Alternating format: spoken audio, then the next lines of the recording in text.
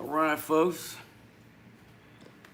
See if I'm live here. Somebody give me a thumbs up. Something, let me know. I hope I'm live. It says I'm live. Let me get my page up here. I want to say good morning. Good morning to everybody from the Philippines, other side of the world. So it's about 6:30 in the morning here. Beautiful morning. Beautiful morning here, my friends. All right, let's see. All right, top of the morning to you. Hi, hello from Norway. All right, cool. All right, so apparently the king is coming to you live from the Philippines, my friends. And let me get my laptop going here so I can read the comments because they come through on that cell phone so fast. Shit, I can't, because they come through on that cell phone so fast. Shit, I can't even read it. So, all right, yeah, I got Norway in the house. Thanks, Alexander. Got cool story. Nick Andrew. Let's see, Moon Na, me. Yeah, I'm going platinum, baby. I'm gonna have 1 million subscribers. That's on the way. Thank you very much. Good morning from New Jersey. All right, Arkansas, California in the house. What's up, Salvador? Houston, Texas. Man, I grew up in Houston, Texas. Spent many years as a kid up in Spring, Texas, man. All right, Arizona. All right, Jesse said he just talked to the Silver Duck. All right, let's see.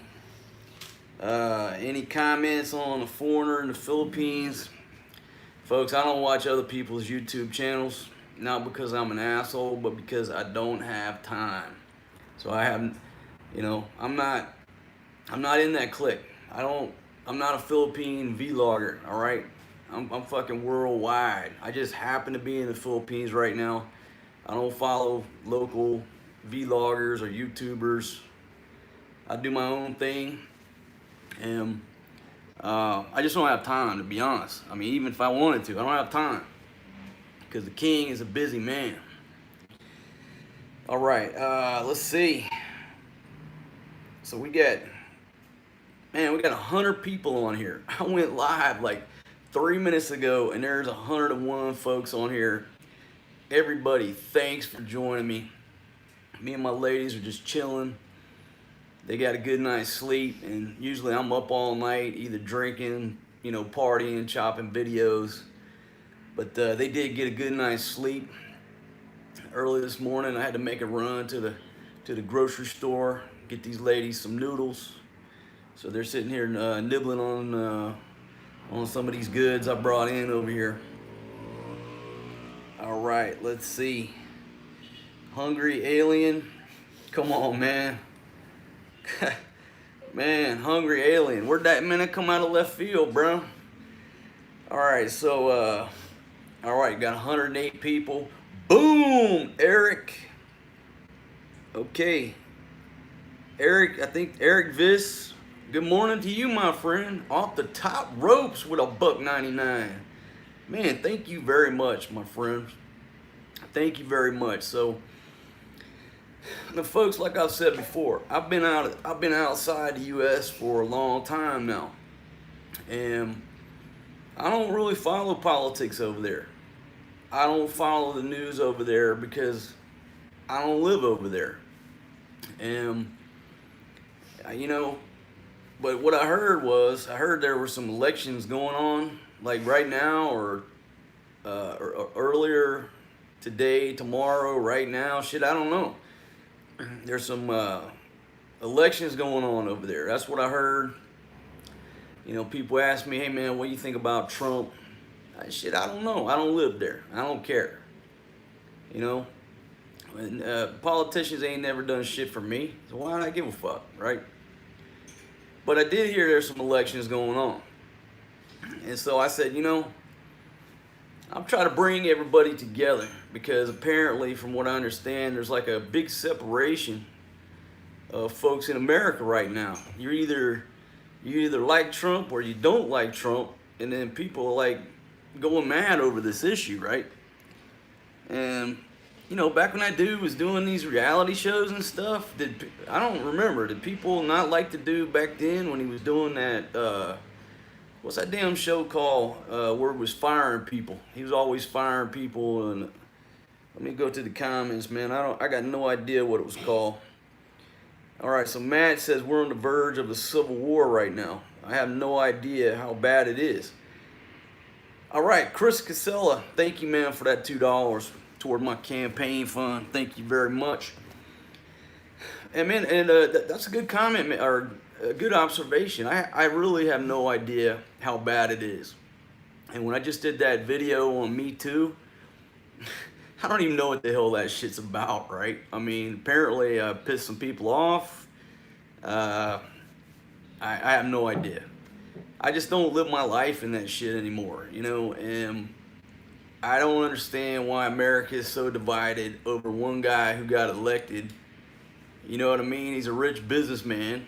All right, be jealous, whatever, like him, don't like him.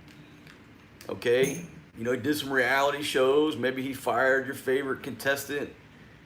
I don't get it. I mean, I don't understand it. So I said, you know what? I'm gonna use this as an opportunity to bring America back together, because I want you to vote for King Marcos. All right? Because if you ask the average person, what's the difference between a Democrat and a Republican? You have no idea. The reason you're a Republican is because your father was a Republican, your grandfather was a Republican, and for the minute that you popped out of your mother, you were told that you have to be a Republican, or you were told you have to be a Democrat. You don't even know what the hell this shit means, all right? Most people have no damn idea. They have no idea who they're voting for. They're like fucking zombies, like robots. They walk into that fucking booth, and they see a donkey, and they vote donkey. Or a fucking elephant, they vote elephant. I mean, that's what you do, right? I mean, if I polled everybody that's listening to this right now, how many of you have actually talked to any candidate that you've ever voted for in your life? And I would say 90% of voters have never had a conversation with a politician that they voted for. Before, during the elections, after. You just go in there, you just fucking program, right? I mean, you go in there, you program, where's the Democrats, where's the Republican button, and you're just pushing fucking buttons. You never even talked to the guy. You don't even know this dude, right? I mean, what's it take to get elected in America, right? You gotta be married, you gotta have 3.5 kids, you gotta have a Labrador Retriever, you gotta have the flag behind you, no secret porn clips on the internet that people could find. Ooh, McBrew or Mr. Brew 169 BMF threw down $2.99 toward my campaign fund. And folks, I better stop calling it a campaign fund, because I think there might be some laws against raising campaign funds without paying some government tax or some shit, right? I mean, because I hear them say they gotta make this, what do you call it, a super PAC or something like that if you're running for president. So fuck, who gives a shit, all right? I'm running for every office that's on the ballot. Any office that's on the ballot, I want you to vote for King Marcos. Pencil me in. If it's an electronic voting machine, you just type that name in. Boom, off the top ropes. Planet Vape Media. Love the channel, homie. Thank you very much for that $1.99 campaign contribution. Okay? And so when you walk into that booth, you see, I don't know what the hell you see these days, Democrat, Republican, Independent. You go down and check King. You vote for the King. That's the way it is. All right. So, I don't know, folks. I just said, there's an election going on. Let me fire up a live stream, see where the comments takes me, and see if 142 people, 144, can try to explain to this guy, I'm an American, but I'm not in that environment anymore. And the Americans I'm around over here, the expats, we don't give a shit. But the people who come over here on vacation that are living in America, that's the first question in the bar. What do you think about Trump? And we're just like, who knows, man? We're worried about the hour, the happy hour, and the happy hour price went up 2 pesos. That's what we're concerned with. So, I'm gonna live stream this. I do want you to vote for King Marcos to make a statement, but I'm gonna go to the comments and I want people to try to explain to me why. Boom! I got Mr. Gary Diaz. Vote for King Marcos, man. $1.99. Man, off the top ropes. Thank you very much. So, I just want to try to bring everybody together, but I also want to learn why the country is so divided. What's the issues? I heard y'all, they're building a wall down there next to Mexico. I don't know, maybe that's the reason. So I'm gonna go to the comments here and just check out the comments. And just let's start the conversation. Somebody try to explain to the king why we are so divided over there. All right. Okay, so it looks like my laptop is hanging up here. Let's see. Hold on a second. Man, just a second on these comments. Okay, I got connected to the wrong thing here. Like if you ever go live on YouTube, like I've said, over on like the left side of your cell phone, the comments just go by so quick. I don't even know why they do it, because you can't read them. All right, let's see. All right, I just got a Trump shirt for me and my husband that says "Make liberals cry again." All right, okay, let's see. We're building 2 walls, one for Mexico and another one up north. Okay, let's see. Check your email. All right, cool. All right. All right, Peter Griffin's coming across with some shit there. Make America great again and again.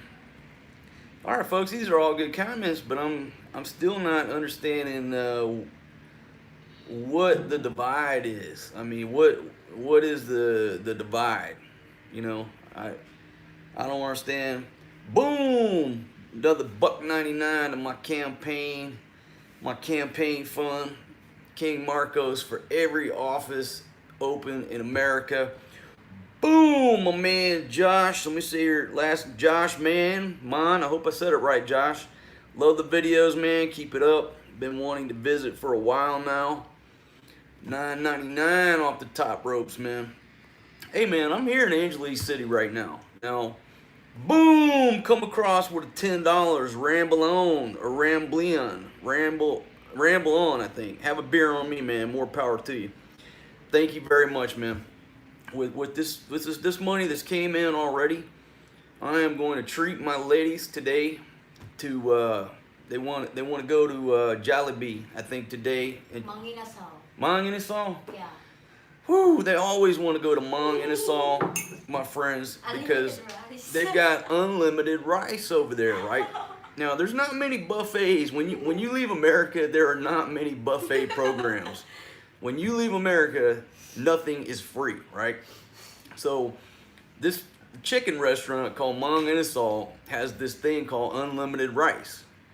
All right, so you get a piece of chicken with unlimited rice, and they can just keep filling up the rice. Now, most people are not going to eat more than 2-3 servings of rice, but that place is packed out from the minute it opens till the minute it closes, because they have unlimited rice. So all these ladies, if I ask them where they want to go, boom, Christian, and Copper. Man, I'm not even gonna try to say your last name. Thank you, Christian. Vote for King Marcos and a San Mig Light. 22. Is that Chrome? Man, I forget how to say that money, but thank you very much, my friend. But anyhow, these ladies, anytime I ask them where they want to go to Mang Inasal to get that unlimited rice. Okay, but reality, they're not going to eat but 2 or 3 things of rice. So I can take them to any restaurant and just get an extra rice. It's no different. But the marketing behind the unlimited rice, that's where they want to go. The problem is there is never a table at Hmong Inasal open. So when you go there, you stand in line behind 15 people, then you get your food and you're standing there with your tray. You're trying to, hey man, hurry up, get up, muscle people out. There's no room there. And that's why I don't like to go to Hmong Inasal. I don't go to Hmong Inasal. But I will dispatch these ladies over there, and they don't mind standing in line. They don't mind waiting because they want that unlimited rice. So anyhow, we went off on a little tangent. Let me get back to business. Vote King Marcos. Every available office that's open, vote for me. I'm taking it all the way to the White House, folks, because I'm going platinum. All right, let's get back to the comments. Let's see. All right. Okay. All right. So silly dilly. All right. We're down to politics now. Trump hates immigrants. That's the divide. Okay. Well, I mean, I don't know. I mean, is it? I don't even know where to take that, because I don't know if that's true or not. I mean, the guy's building a wall. Well, and look, folks, I don't like borders, right? Okay, the name of my channel is Overstay Road, because until you leave America or leave your home country, wherever it's at, and you become an immigrant somewhere else, you become a world traveler where immigration in whatever country you're in is in control of your life. Okay, if you've never left the confines of America, you have no idea what it means to be an immigrant. Okay, I haven't been, I've been outside of America for years, and I'm an immigrant. All right, I've been called an alien on paperwork. And when all of a sudden it happens to you, you look at immigration in a different light. Okay, the name of my channel is Overstay Road, because if you go to a country and you get 30 days, when you're coming up on that 30 days, you've either got to leave that country or you got to go deal with immigration, pay them some money, fill out some more paperwork. And so immigration has constantly been in my life, and immigration is constantly in every expat, every world traveler's life. And so you start looking at immigration in a different way. And, as an American, most countries around the world, they afford me the opportunity, and they extend the courtesy to allow me into their country without too much hassle. But the United States doesn't extend the same courtesy to these countries, so it's a little one-sided. Okay, for example, I'm here in the Philippines. I fly to the Philippines. In the airport, boom, they stamp me in for 30 days. Welcome to the Philippines. Thank you very much.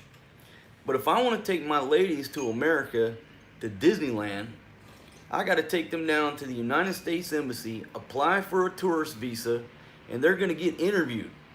All right, somebody came off Derek F, $5. How much is an extension to go in June? 3,000 pesos, 3,030 pesos for a 29-day extension.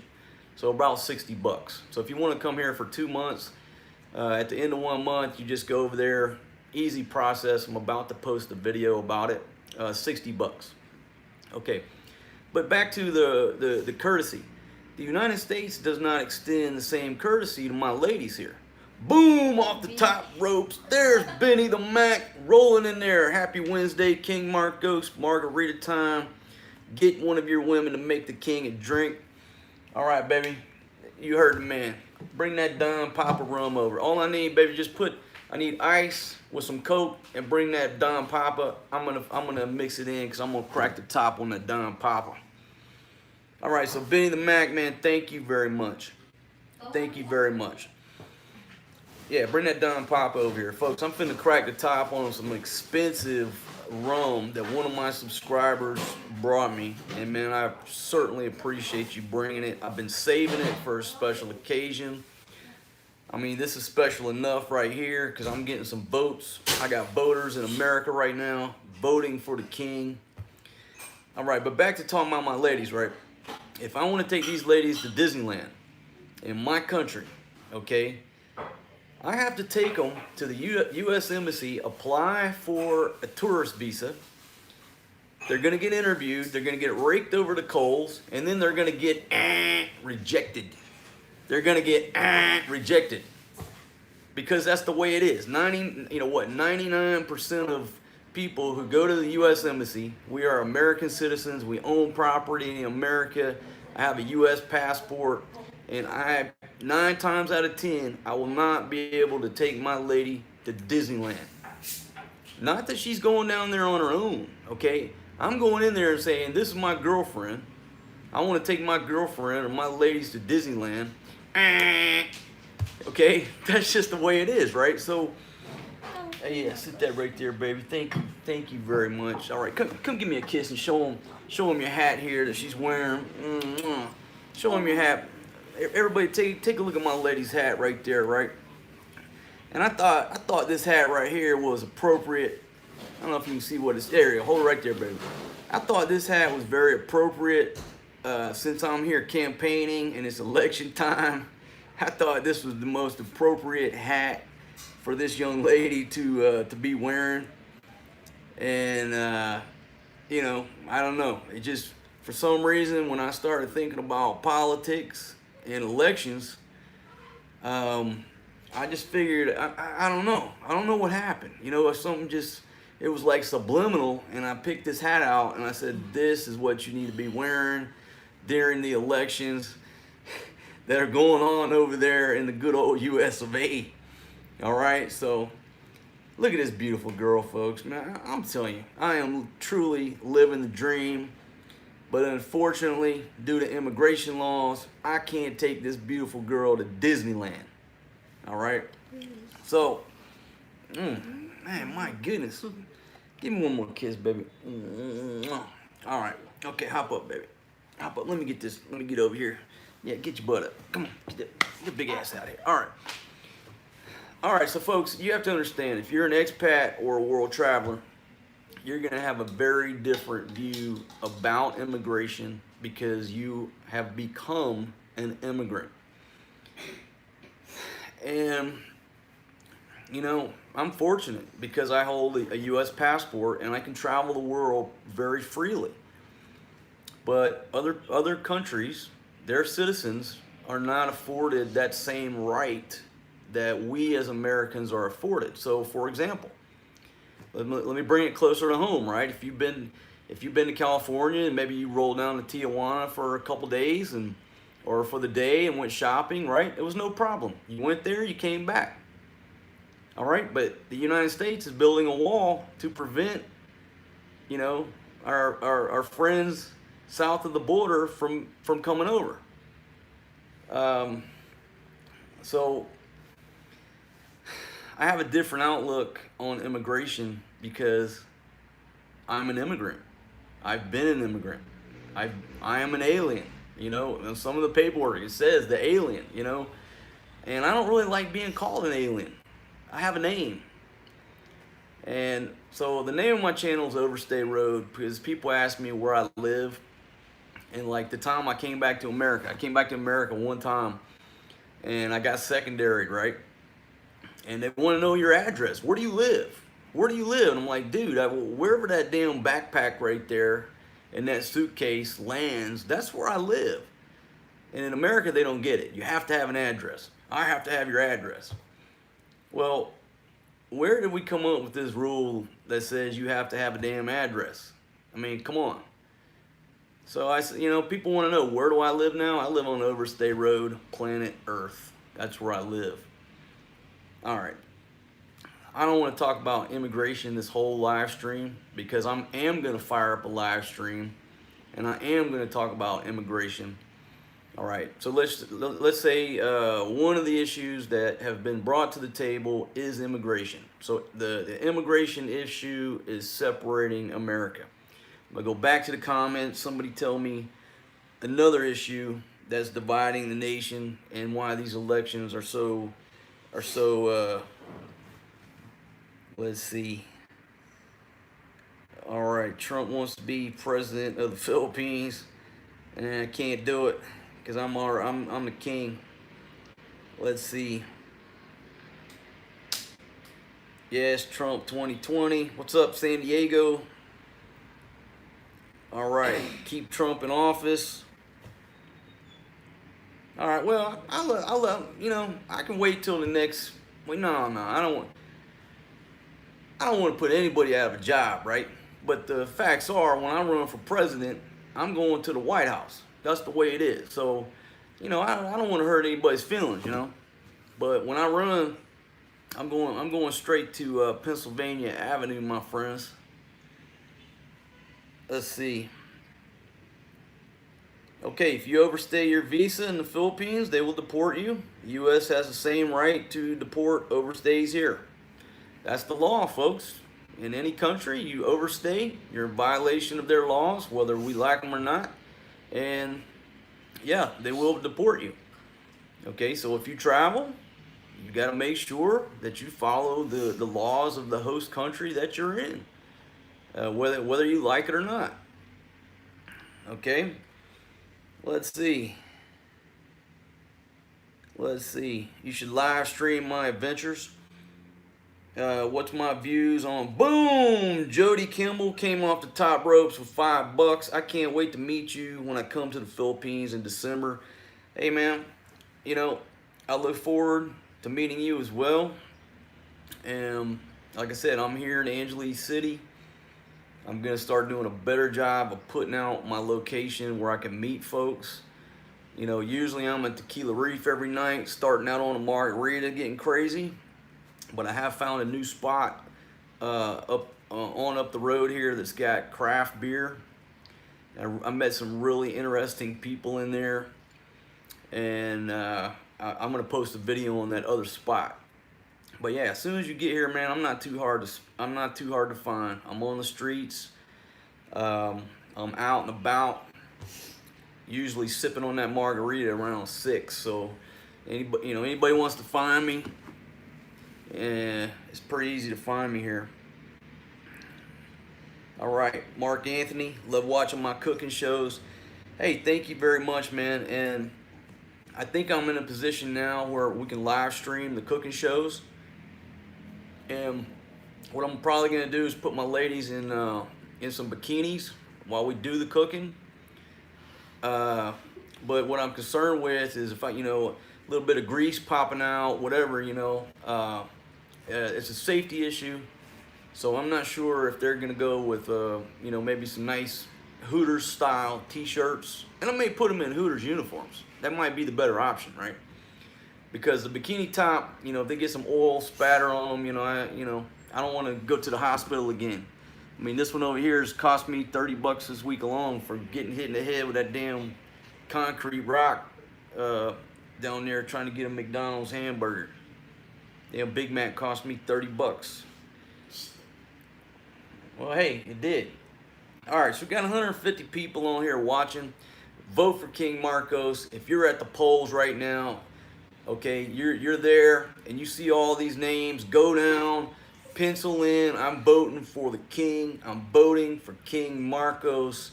I want to get votes on every open position. I don't even know if that's possible, right? Is it possible for me to be the senator in Texas and the senator in Iowa and the senator in Florida at the same time? I mean, it's a democracy, right? I mean, the majority rules. So if I get the most votes, I could be the only guy sitting in the Senate up there. Was it 100 senators? There's 2 per state, right? I think it's 100, unless my math is off. I'd like to be the sole senator sitting in the Senate, right? With my crown on, right? The king. I would be the king of the Senate because I got the most votes in every Senate race in every state, and then I'm going to take over the House of Representatives too. Man, it'd be truly a kingdom, right? I'm in the White House. I'm the only member of the House of Representatives.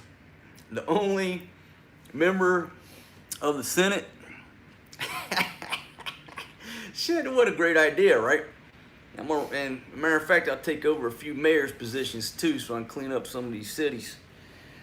All right, back to the comments, folks. All right, Salvador said that I can't do that because I don't live in the zone I'm running for. Well, I'm gonna boom off the top ropes, Aaron. Polishuk, thank you very much. $10. Have a few margaritas at Tequila Reef on me. Thanks for the bids and keeping it real. Thank you very much for that campaign contribution, my friend. Thank you very much, Aaron. Jenna, what's up, Jenna? Jenna has got to be the most sexiest subscriber that I have on here, yet nobody's seen her picture yet. It's a big mystery. People are even making comments that when Jenna comes into the chat box, it smells like perfume. It smells wonderful. Like, damn, Jenna, you smell good, girl. So, what's up, Jenna? So, yeah, so here's the thing about it, though. You know, I live on Overstate Road on planet Earth. So, basically, I live everywhere. If I roll over there with my backpack and my bitches, and I throw down my backpack in that zone for 1 minute, that's where I live. Technically, I qualify for that. All right, so I'm gonna run for I'm gonna run from every position open. Pencil me in. Vote for King Marcos right now. See how many votes I can get. I'm on my way to Pennsylvania Avenue, my friends. All right, Johnny Morris, how you doing, my friend? Salvador, have I considered a third lady? Absolutely, my friend. Absolutely. I got plenty of room here. Boom, Chris DeSallo, Tessio, $1.99, beer on me. Love it. Thank you very much. I will drink a beer. I will drink a beer in your honor, my friend. I will have a drink. Thank you very much. Okay, how's the Cadillac? Folks, this Cadillac, whew, I'm working on getting this sweet ride. And when you see this Cadillac and you see me and my ladies just big pimping rolling down the streets of Angeles City, you're gonna be like, damn, that's the sweetest Cadillac I've ever seen in my life. I can't show you a picture of it right now. I gotta negotiate the deal, close the deal. I gotta get me a driver, cause I don't drive. You know, the king don't drive. I ride in the back. That's the way it is. So I got to get me a good, reliable driver. And some folks have suggested that I take on a security detail. I got mixed emotions about that, but maybe a driver / security. Strap him with a bamboo pole or something, for defense. But I'm gonna show you my Cadillac soon. It's coming. It's coming, and you're gonna love this ride. It's sweet. All right, Silver Sickle, Skinny Bones Jones, Silver Sickle, man, good to have you, bro. Good to have you here. Okay, Grant, I need security. Well, like I said, man, I got mixed emotions on it because if I was elected president, I'm gonna tell you the first thing I would do is disband the Secret Service. All them jokers are fired. Get the hell out of here. All right. How many billions of dollars do we spend on the Secret Service? It's ridiculous. I don't want to take that money out of your pocket, out of my pocket, out of Jenna's pocket, and pay thousands of damn people to guard dumpsters and shit. Paying them $100,000 a year plus benefits to stand around and guard a damn dumpster. Folks, I'm gonna tell you right now, if I'm elected president, the first thing I'm gonna do, I'm gonna fire everybody that works for the Secret Service. They're disbanded. I'm gonna give me one platoon of U.S. Marines, and that's my security detail. That's it. I don't need anything more than one platoon of U.S. Marines. That will be the King's security detail. I'm gonna turn Air Force One into a damn museum. All right. You can tour that motherfucker, right? Park it. No more money spent on that bitch right there. That's a museum. And if I need to go somewhere, I'll fly on a goddamn C-130. If it's good enough for our troops, it's good enough for me. Motherfucker rolling around and spending all these billions of dollars and shit, you know, that's money that's coming out of your pocket. Okay, that's coming out of your pocket. So hey, if I'm elected, motherfucker, if I go to the White House, I'm sorry, but everybody in the Secret Service, you're out. I mean, you know, there's plenty of local police departments that are hiring. Boom, Jody Kimball, $5.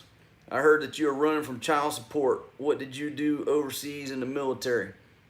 I ain't running from nobody. I ain't running from nothing, from nobody. Okay? But I'll tell you this, if you put one YouTube video up, people are gonna hate on you. You could put a YouTube video up of 3 kittens playing with a ball of yarn, and people are gonna hate on you. Jody, that's the way it is. Welcome to the internet. All right?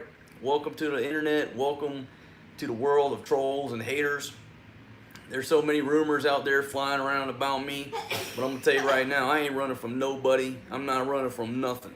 Okay? I don't run from nothing. That's the way it is. So, no, hell no, I ain't running from child support. I stopped paying child support, damn, what, 15 years ago. I don't know nobody. All right? Don't believe what you hear. People can run their trap and ramp shit up about me. Oh, now there are, you know, 15 wives over in Kenya with all them kids over there. They're looking for me. But child support warrants in the U.S., no, I ain't running from nobody. But back to, you know, the Secret Service guys. I'm sorry, man, but once I get elected president, you're out. There's plenty of police departments that are hiring. Go down there and get you a job.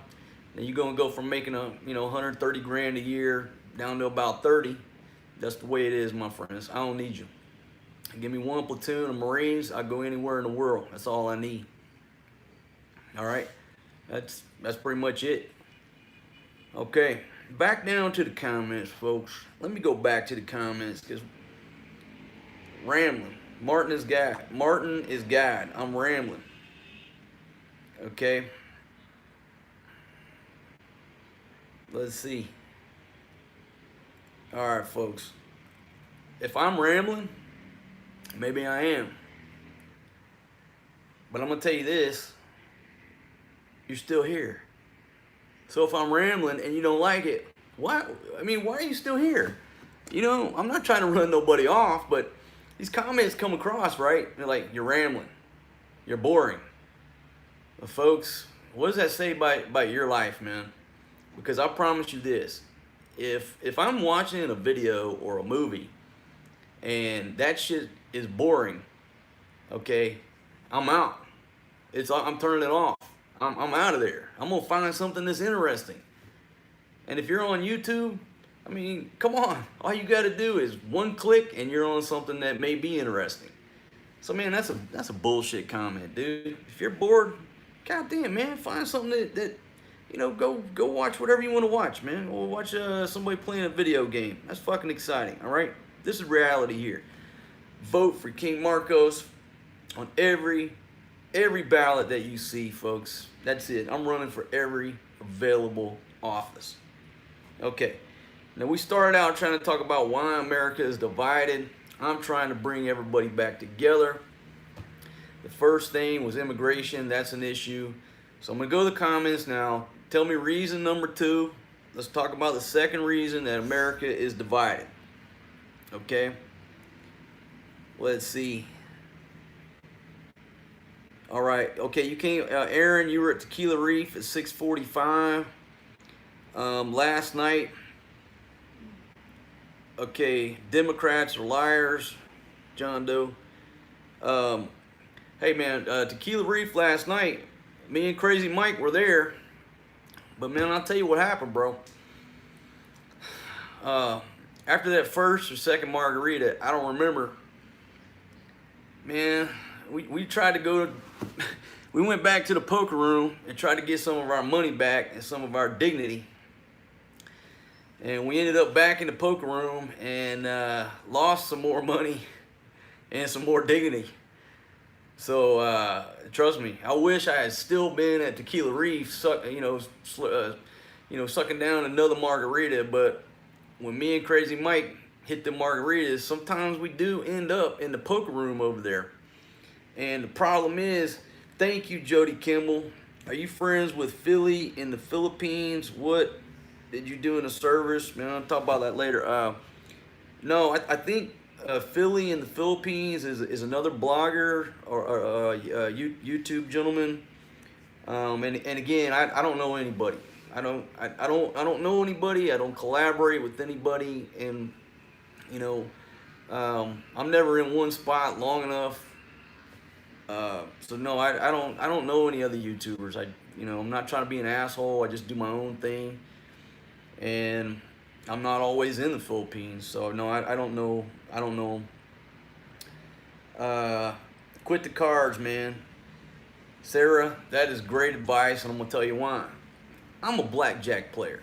All right, I can take $100 at a blackjack table, and I can play from 7 p.m. at night to noon the next day, and I'm gonna drink enough free drinks that by the end of that I probably drank 60 $70 worth of liquor. And so I got my money and my entertainment out of it, right? I'm out $100. It's no different than probably going to the movies in America with my two ladies, right? 3 people, popcorn, probably out $100. So the problem is, this is poker. I'm not a poker player. I don't even know the rules of poker, right? So, you go in there to a poker room with some really good players.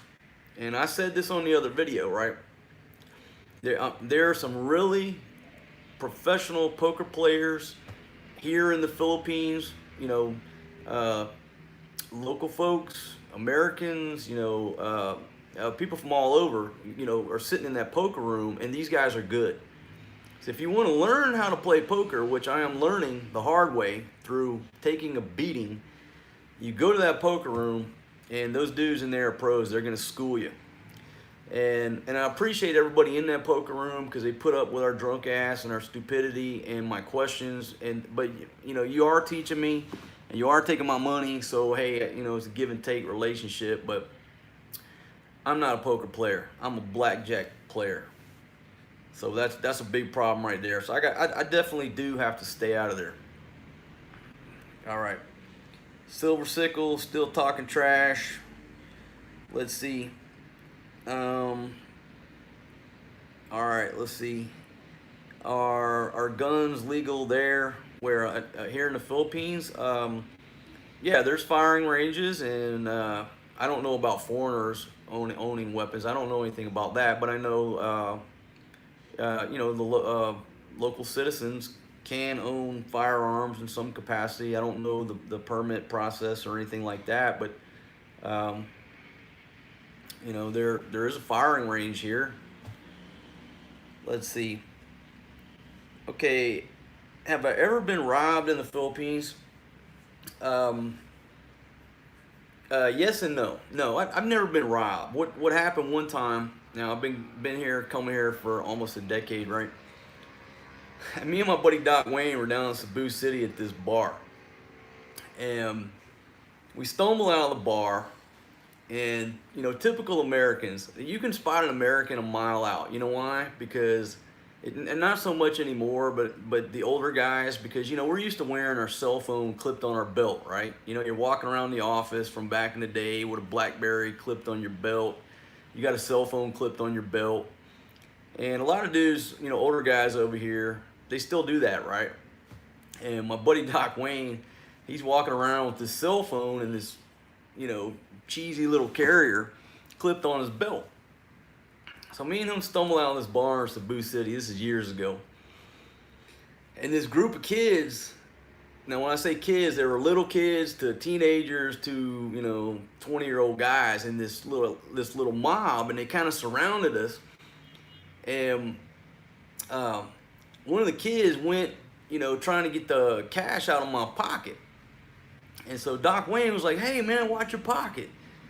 And I had like 50 cents in there. I had 20 pesos in my pocket. And I wasn't worried. Well, when we got back to the hotel the next day, Doc Wayne's like, man, somebody got my brand new Samsung out of that little case on my belt. And so did we get robbed? Not really. Somebody just lifted his phone. He got pickpocketed his brand new Samsung, but it wasn't even a pickpocket. He just had it down in that little case. So somebody went whoop and took his phone. And folks, that's the only incident that I've had the whole time I'm here. I've been here. The Philippines is a very safe place for tourists. I get that question all the time. Is the Philippines dangerous? No, it's not. The Philippines is a wonderful place. Now, if you go searching for trouble anywhere in the world and you look hard enough, well, yeah, you're gonna find it. But no, the Philippines is inherently safe, unless you want to go down to I don't know how they say it, YOLO, JOLO, down there in the south where there's some issues going on. But no, it's a very safe place. Don't worry about getting robbed. If you're walking the streets of New York City at night, or Atlanta or LA, your risk level is way up here. I can walk around Manila all night long, anywhere I want to go in Manila, and I've never had an issue. All right, back to the comments, my friend. Grant Owen, you get the Parrot Award. Let's see. All right. That's it. Okay, am I retired? No, I'm not retired from nothing. There ain't nothing about me that's retired. There is nothing on this body that's retired. I'm in my prime. I'm just getting started.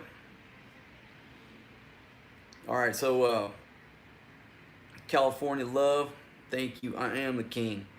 And folks, I'm showing I got 150 watching on here now, but it hasn't moved. I don't know. How many are you showing that are on here? Let's see. What's up? What's up, Ray Ray? Swedish bikini team. Man, I bet them some beautiful girls, man. Somebody saying my 28, 247, 249. Yeah, you know what? These YouTube counters.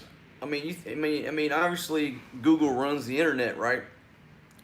But for some reason, these YouTube counters, I guess it's because of the, I don't know, the CDN, the network, or whatever. Like, I'm showing 150 watching, and like you look on these views, and they're always different. I don't know, man. YouTube, you guys need to tighten that shit up. All right, Jody Kimball. I want to move there one day. What is the best way to go about this and not get into trouble? It depends on what trouble is. You talking about financial trouble, or you talking about getting in trouble with the ladies, folks, any country you go to, obviously you have to adhere to their laws and their immigration laws.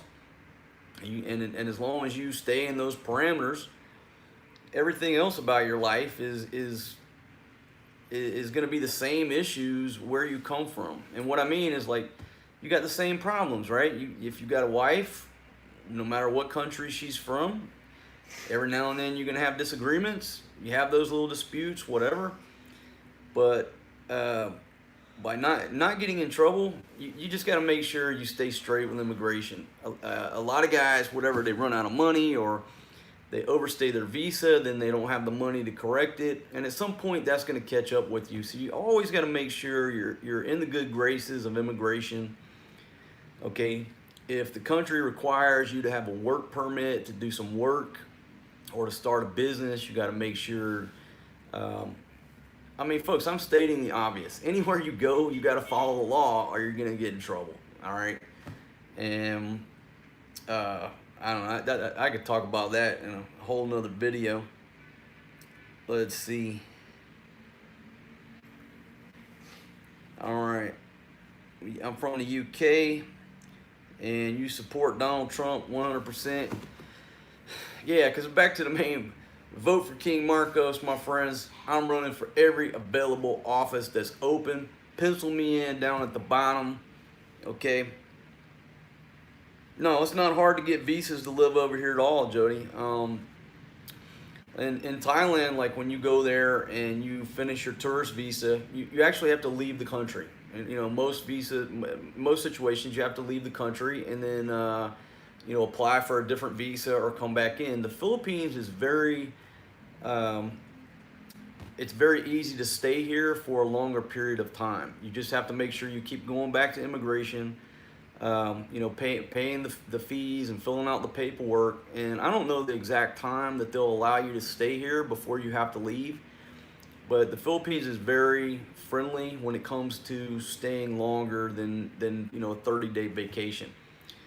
If you marry a Filipina, it's very easy to stay here as well. So if you are looking at another country to go to, you really need to research their visa process before you settle on that country.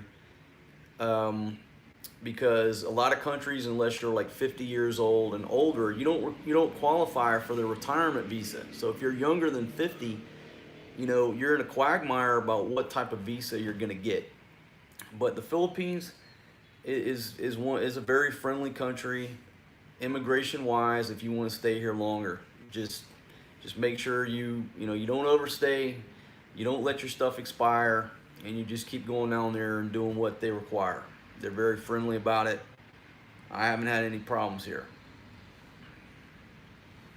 Okay. How strong is my pimp hand? It's strong. Okay, silly dilly. I've said many times in my videos, don't come to Southeast Asia and do any type of drugs. All right, this is not America. This is not Colorado. If you come over here and get caught with any illegal substance, you're going to jail. It's going to cost you a lot of money. You're not getting out on bond. Okay, this isn't Colorado. If you get caught with weed anywhere in Southeast Asia, you are going to jail. Okay, that's the way it is. Brian Bergman, boom, $9.99 off the top ropes. Cheers, brother. Love your stories. Semper Fi. Right? All right, man. Thank you very much, Brian. Thank you very much. Okay, let's see. Okay, what's a good cologne to take with me from America that will drive Filipinas wild and wet? Now we're getting into some good stuff here. We're not talking politics no more, but baby, go in there and get my cologne. I'm gonna show these guys what I'm rolling, what I'm rocking. Get my cologne out of there. Yeah.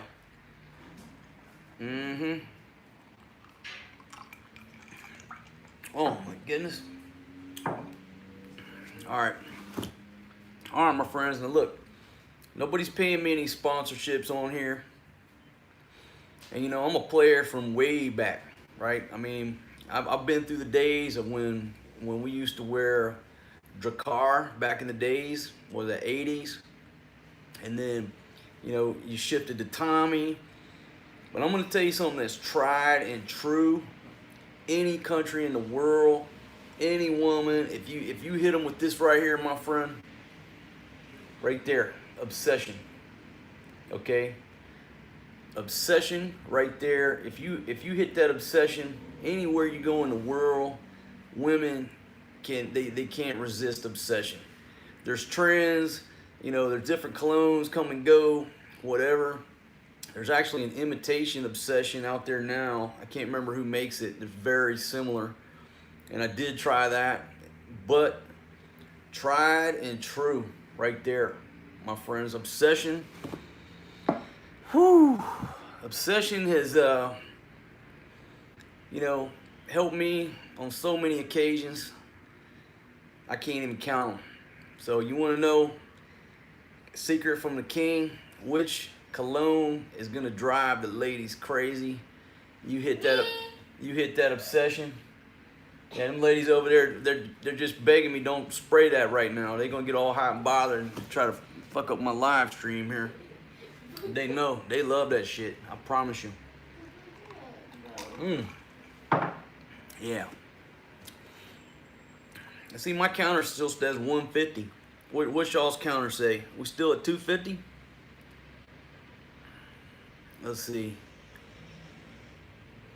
No, man, nobody feels threatened by me when I'm walking down the street. Man, I love everybody. They love me.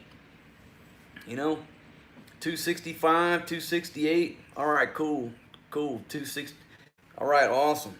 So I should be getting at least 269 votes at the polls, or maybe the polls are over with. I have no idea. Okay. No, and see, here's the thing, folks. You know, in the West, appearance is like everything, right? In the West, we're very judgmental about appearance, right? And when you leave the West, like, what you realize is that people are who they are. You know, it's like, I might get too philosophical here, but people are who they are in their soul, all right? And what you'll see, and like, I forget how old I am at times, because all of my friends are like, most of my friends are in their 60s, you know, 60, 65. I was playing poker last night with this dude that's 76 years old, okay? At damn midnight, this dude's in a poker room tearing up the poker table, and he's years old. Well, in America, most 70-year-olds are what? They're sitting on the rocking chair, rocking the grandkids, waiting to die.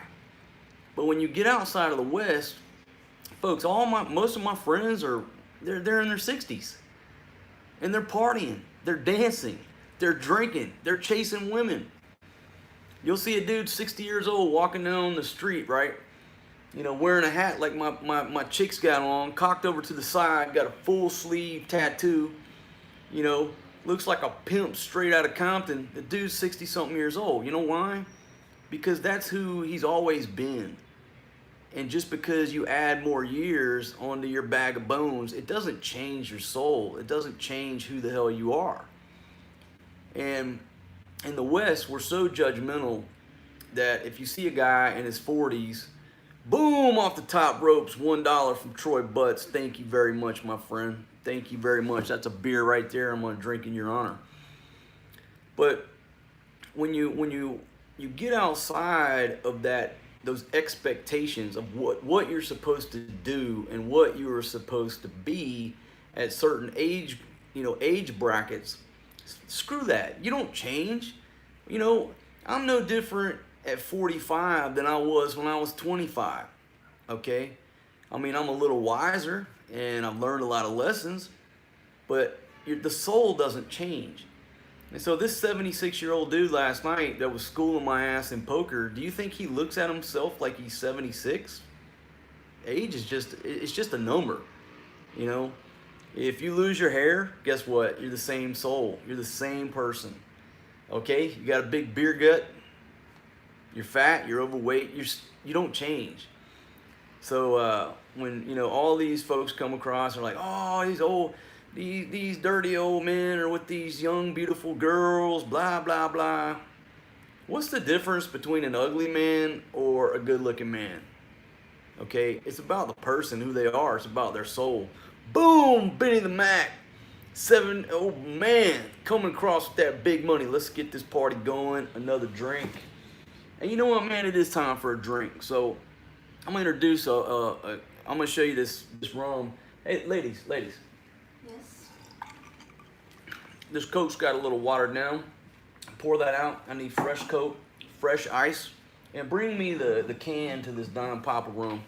Yeah, so fresh Coke, fresh ice. Thank you.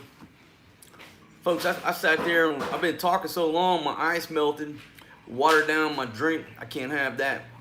Boom, $5 from Jojo Blonix.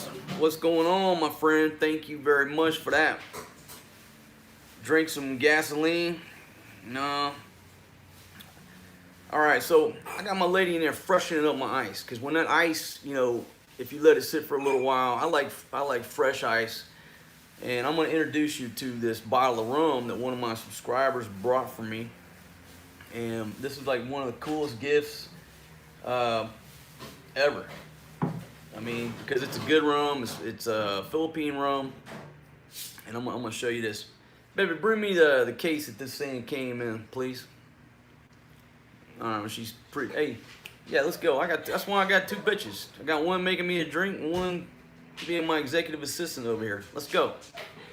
Come on, chop, chop. What the hell's going on in there? All right, folks. So check this out.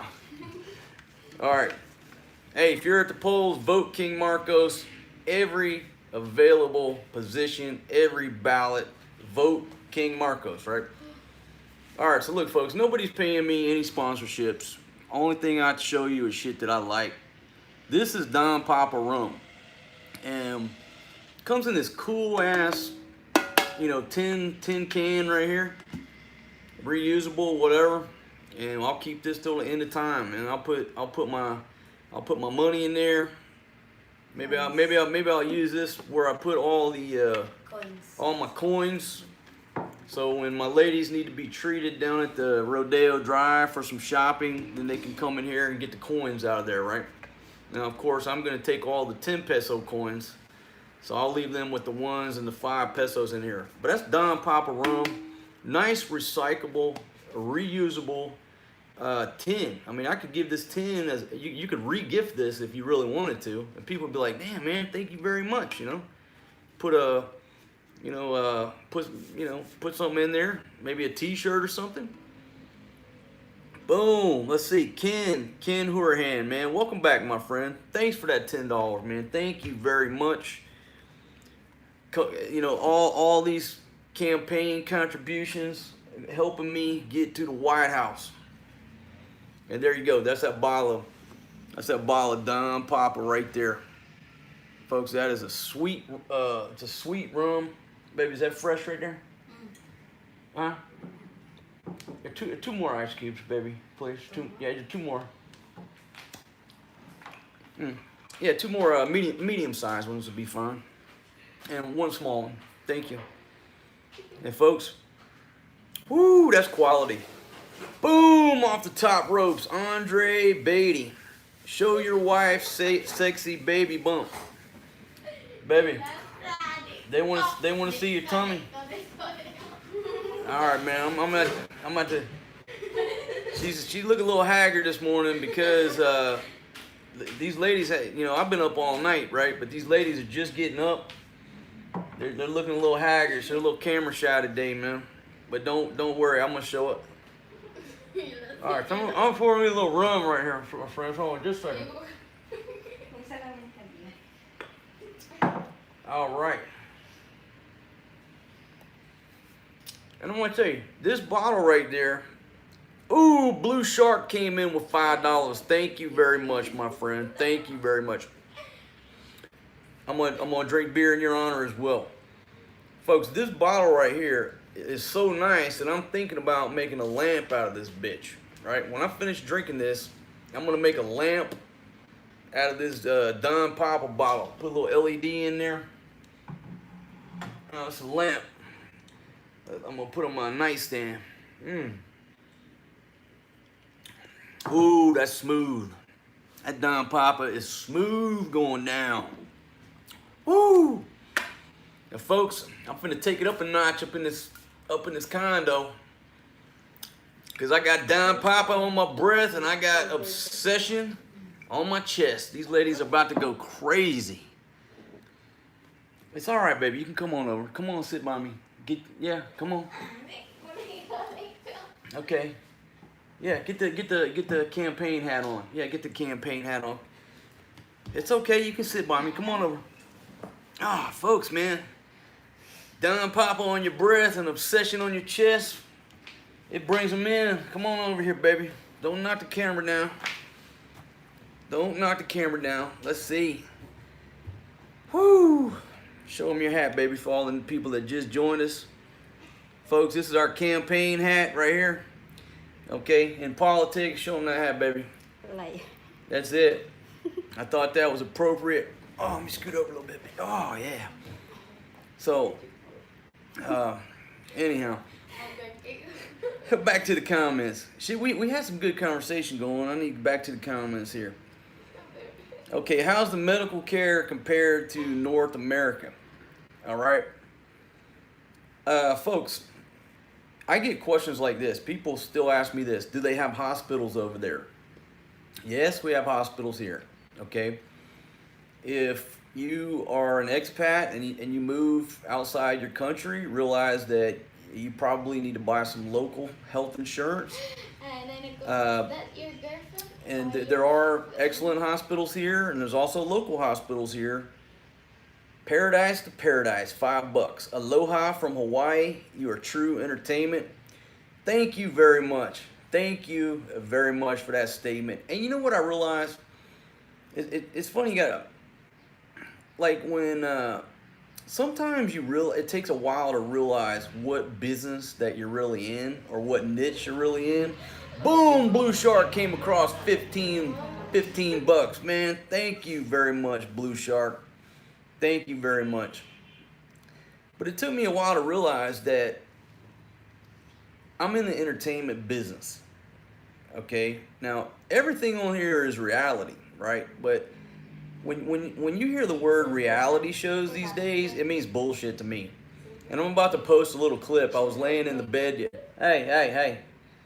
I was laying in the bed the other night watching this damn show called Game of Stones. And it was where these dudes were in Thailand, supposedly snuck across the Cambodian border to buy these stones. And it was the biggest bullshit show I've ever seen on Discovery Channel.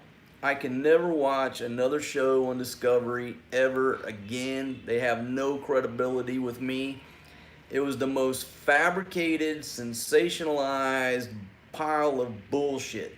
And it's the Game of Stones, I think it is, the Thailand Cambodia episode. And I'm gonna post a little clip. Baby, watch the MacBook. Easy. Damn, this girl beautiful. But I was laying in bed and I just hit play on or record on the iPhone, and I'm like, I cannot believe I'm watching this shit, right? So everything here with me is reality. People are saying, oh, he didn't live in that $28 per month beach condo. He just did a photo shoot there. Bullshit. Oh, why would you not believe I was there? Okay? I mean, what's the big deal? Like, people go camping. You don't believe a joker can stay in a camp, a tent overnight? What the hell's going on here, right? Everything here is real. Everything is real. There's nothing scripted. However, I realize that people can go to a million videos and watch a video about the beach in Boracay, right? Anybody walks down the beach in Boracay can shoot a video and, oh, this is beautiful blue water. This is beautiful white sand. What makes your video of the beach in Boracay any different from my video or the other million videos about blue water and white sand beaches, right? Well, the only thing unique about it is the person. The only thing unique about my videos is because it's coming from me. And so if I just go down there and do a how-to video, you know, how to get to Angeles, and all I do is show 30 seconds of a bus and the prices and where the bus lets you off, why would you watch that? There's a million of them. There's a million videos on how to do this shit, right? There's a million videos. The only thing that makes my videos unique is me. And the only thing that can make your videos unique is you. Now, that might be stating the obvious, but it took me a while to realize that I have to be myself. Okay? I'm not doing things for anybody else. You know, nobody's paying me to say this, to do this. All of my shit is real and it's coming from me, and that's what makes me unique. And that's what makes you unique, okay? But what I realized was, I said, you know what? I'm not a travel blogger. Boom, off the top ropes, €5 from Ballsy33. Does the slogan on your lady's hat refer to Democrats? Have a beer, king. Look, man, you know, like I said, I'm the king. I'm not a member of any political party because I'm the king. That's it. But when I think about politics, hey, that's the hat that I chose for her to wear today. Ladies, somebody cut that air con down. It's getting hot in here. No aircon. You need to save electric. So anyhow, that comment, the point was, at some point a while back, I realized I'm in the entertainment business. Okay, everything on here is real. There is nothing scripted. But the reason you are here in this live stream, and I got 150 plus people watching, is because it's entertainment. I mean, that's it. And a lot of people don't like me, but they're still here and they're entertained, right? Let's go. Stupid. Don't. So, Stupid. hey, man, got people piping in over here. All right. All right, back to the comments, folks. Let me vote for King Marcos for every open position, every ballot that you get your hands on. Vote for King Marcos. That's just the way it is. All right, check out the comments here. Get your life together. Man, are you still spewing that hatred? Come on, man. Okay, oh, 279. All right, cool. See, my counter still says 150. How tall am I? I'm 5'4.5", but they round that up to 5'5". I'm a rather tall feller. I'm the first that they choose when they're picking the basketball team. That's a damn joke, by the way. I'm not a basketball player, and I'm always the last one they pick. I think it has something to do with my height, but I'm not sure. Okay? All right. What's your height, baby? Let's see, giggling and laughing. Yeah, that's my wife laying her big ass up on the bed over there. Ooh, sexy. Yeah, she's sexy. She's sexy over there, but she hadn't got her hair fixed, and so that's why she don't want to be on camera. Her hair's all jacked up and stuff. That's Now, life. you know, my girlfriend right here. Yeah, she wakes up and her hair is just like okay, but my wife, what she likes to do is put it up in a damn ponytail and it jacks it up, you know. I'm trying to explain to her, nobody wants to see you in a ponytail. Put your hair down, you know. Filipinas got these beautiful, you know, straight black hair, but they try to put it up in a ponytail because, oh, it's hot. Well, yeah, maybe it's hot, right? But nobody wants to see that. Let that hair down, you know. All right, let's see. Ban that guy from your live stream.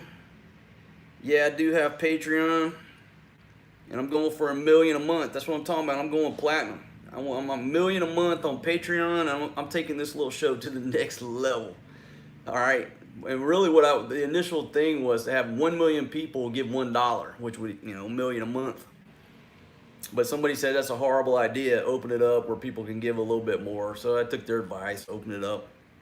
So, yeah, but I do have Patreon, and I think the link's down in the description if I did it right. Okay, it said, dude, you got 10,000 views on the how to take a shit video in the village. Really? Hey, you know, a lot of people. Okay, a lot of guys. All right, this is good to talk about. A lot of guys are online. They've met a Filipina, you know, online on Filipino Cupid or whatever platform they're on. They're coming over here for the first time, and obviously you got to go meet the girl's family. And if she's from the province, a lot of dudes, you know, they've seen these pictures and they're scared shitless to go to the village, right? And one of the big things about people from the West is people in the West are scared to take a shit unless there's a proper toilet with a big roll of toilet paper there. And that's all they know, right? So they've never had to shit in the woods. They've never been outside the U.S. The worst they've seen is a damn bathroom at a fucking truck stop where the shit was backed up or something, right? And then they went and complained to the manager, oh my God, we're sorry that the toilet was backed up. Well, listen, when you leave the West, okay, bathrooms, comfort rooms, here we call it a CR, they're on different standards, all right? And it's just the way it is in the world, okay? If you want to see the shitter in my wife's village, go to that video, check it out. And I give you a block of instruction on how to take a shit in the village. There's no toilet paper in the village unless you bring it. People don't buy toilet paper, okay? Yeah. And I'm going to talk about that in another video because, well, I'll talk about it in another video, but, you know, there's no toilet paper in the village unless you bring it. It costs money. Blue Shark, $5, my friend. Boom! Pandas, thank you very much. Thank you very much. Hey, Do you want to come tell the story, or you want me to tell them the story? Man. Toilet paper, only water. So, a lot of guys ask me about this. They're just definitely afraid, man. I gotta go to the village. So I did a video. Hey, man, here's how to take a shit in the village. Here's what to expect. Believe it or not, folks, you can take a shit in the village on these rudimentary toilets. You know, all right, I think we're back live. Had a little internet glitch there. So a lot of guys ask me about this. I did the video. Believe it or not, you can survive in the village for a couple days with shitting in an outhouse, taking a shower down by the well, taking a bath by the well. You can survive, all right? If you've ever been in the military, you've lived worse anyhow. A lot of you have. And it's no different. But I understand, you know, if you lived in a condo your whole life in New York City, the next thing you know, you're coming to the Philippines, going to a village in the middle of the jungle or a sugarcane field. You know, I can understand why it's a little shocking. But I did a video for you guys how to take a shit at your wife's village in the Philippines. You can do it. You can shower down at the well. I'm confident. All right. Check out that video. All right. Let's see. All right, Troy Butts. Man, I'll probably run it about another 10, 15 minutes, man. If you got to run, I understand, brother. Thank you for joining me. And thanks for that super chat money, man. These ladies are going to eat good today. They want to go to Mang Inasal, get that unlimited rice. Yeah. Okay, Mark. Was it Mark Maryland? Mark Marlin. It's just like camping, right? If you've ever been camping, now... But again, a lot of Americans, they've only been camping at a KOA campground. They put their tent up next to the Suburban. They've got, you know, shower facilities and restroom facilities over there. So a lot of people, they've never been like no shit really camping where they had to shit in the woods. But trust me, we've been doing it for 2 million damn years. I mean, I don't know how long the modern shitter has been around. Invented by, what's his name, John J. Crapper, whoever the hell that dude was that invented the toilet. That's only been around a few hundred years, right?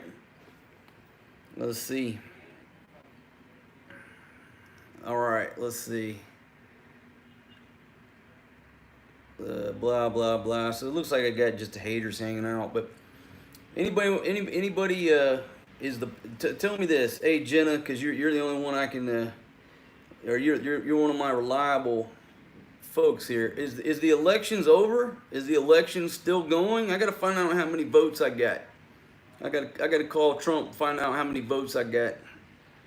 So are the elections going on right now? Okay, Nonchalant Incorporated says they're still going. Are women religious here? Absolutely, very religious. All right, very religious here. Another 1 or 2 hours. Okay, what's up, Rick? Okay, all right, Rick just wrote me in for governor of Illinois, running on the Wild Party. Thank you very much, man. I'll come up there to Illinois and straighten them out. We'll straighten them out up there, man. What's the saying? Make Illinois great again? Let's do it. Okay, so results will be in an hour, starting in an hour. All right, hey, Hambone, thanks for joining me, man. I understand you guys got to roll. I'm running it a little bit long because I know, you know, a lot of my subscribers, you guys are lonely, chilling out in that easy chair. You know, you got a divorce, it's just you and the dog. So, man, you know, I'll run it long because I'm here with you, man. All right, baby, go ahead. You have permission to go pee. Go ahead. All right. All right, let me stretch it out here. Give me a little more Don Papa going down.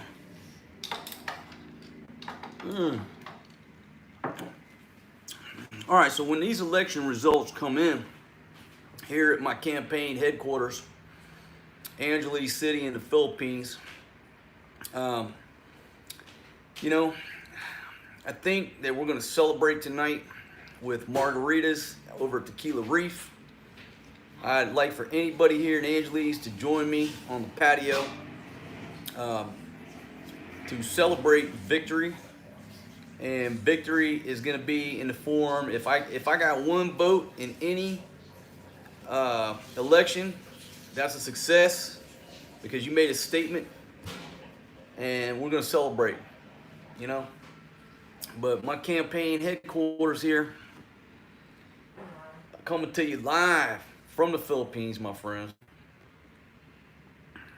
All right, I'm the king of New York too.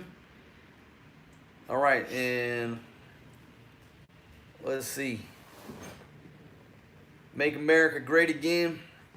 Can we see your patio? Yeah, that's tonight. Okay, we're buffering. We're buffering. I don't know if I'm still live.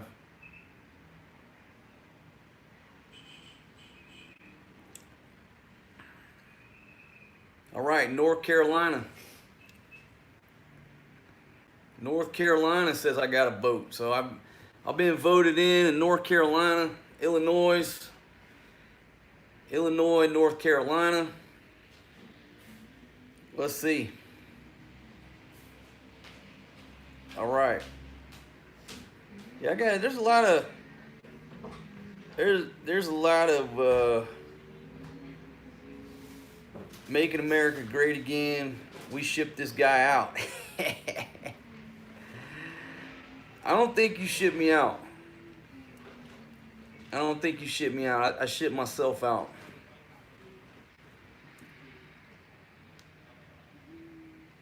And Diego, I'm convinced you're a woman.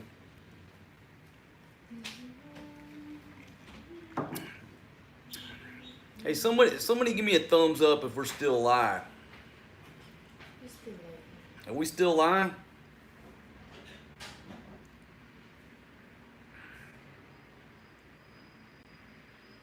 Okay, we're still live. Okay, all right. My iPhone's like spinning, so yeah, I think Diego is a woman. I thought Diego was a man for the longest time, but I realize now Diego is either an ex-girlfriend, which I think I know which one you are, or you're trying to get in on my camp over here. Boom! Tres Pinoy Ricans, $3. The king of Puerto Rico, Mr. Franco, here, beer on me. Thank you very much, my friend. I will be the king of Puerto Rico too, unless you want to handle that down there, and I'll just be your guest from time to time. All right. Let's see. That's right. Nobody shipped me anywhere, folks. Okay. I made the decision myself to become a world traveler and to become an expat and to leave America. And there's a lot of things about America that I'm not cool with. America's my beloved country, and it's went in a direction, several directions. I'm not real proud of a lot of things over there, but it's not about that, okay? I lived in America for 35 years. I've only got 20 more good years to go. Why would I want to stay in the same place until I die? It's a big world. It's a big world, but it's a small world. So right now I'm in the Philippines. I've been in Southeast Asia. But tomorrow I may say, hey, dude, you've only got 20 years left. What's next? Okay, I'm thinking about going to Nepal for a while. I'm thinking about going to Nepal for at least a year. Okay, one of my challenges before I die, I'm going to climb Mount Everest. All right? So I'm thinking about going to Nepal. So nobody shipped me out of America. That didn't happen. I'm here by choice. And it's because life is short and I want to see as much of the world and experience as much of the world as I can do until it's time to take a dirt nap, until this old bag of bones just plays out and gives up, right? So no, if anybody exile me, I self-exile. I exile myself out of the U.S. for a while. And jokingly, but seriously, I told my buddies a long time ago, I said, look, I'm not coming back to the U.S. unless I run for the Senate. And I said that years ago. So the only way I'm coming back is if I run for office, just to go up to Washington for a couple years and just stir shit up. I mean, I will drink Jack Daniels from the minute the sun comes up. during every vote, during every debate. I will stay hammered drunk on Jack Daniels, whiskey, and Coke. I will roll around in a pimp suit, okay, with an entourage of more ladies than than I got over here. All right, that's just the way it is because it's an adventure. And like I said, what politician has ever done anything for you? Nothing. All right, you got to make your own way. That's the way it is. It's the way. Make your own way. You can't vote for somebody and expect that they're gonna suddenly, become your savior and save your life. All right, you got to make your own way. That's just the way it is. Oh shit! Low battery warning. So yeah, I come back to run for office. If not, I'm just gonna keep exploring the world. That's exactly what I'm gonna do.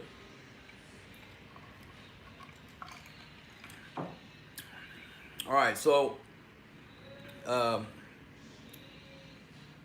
okay, King Marcos, take over the United Nations, make the world great again.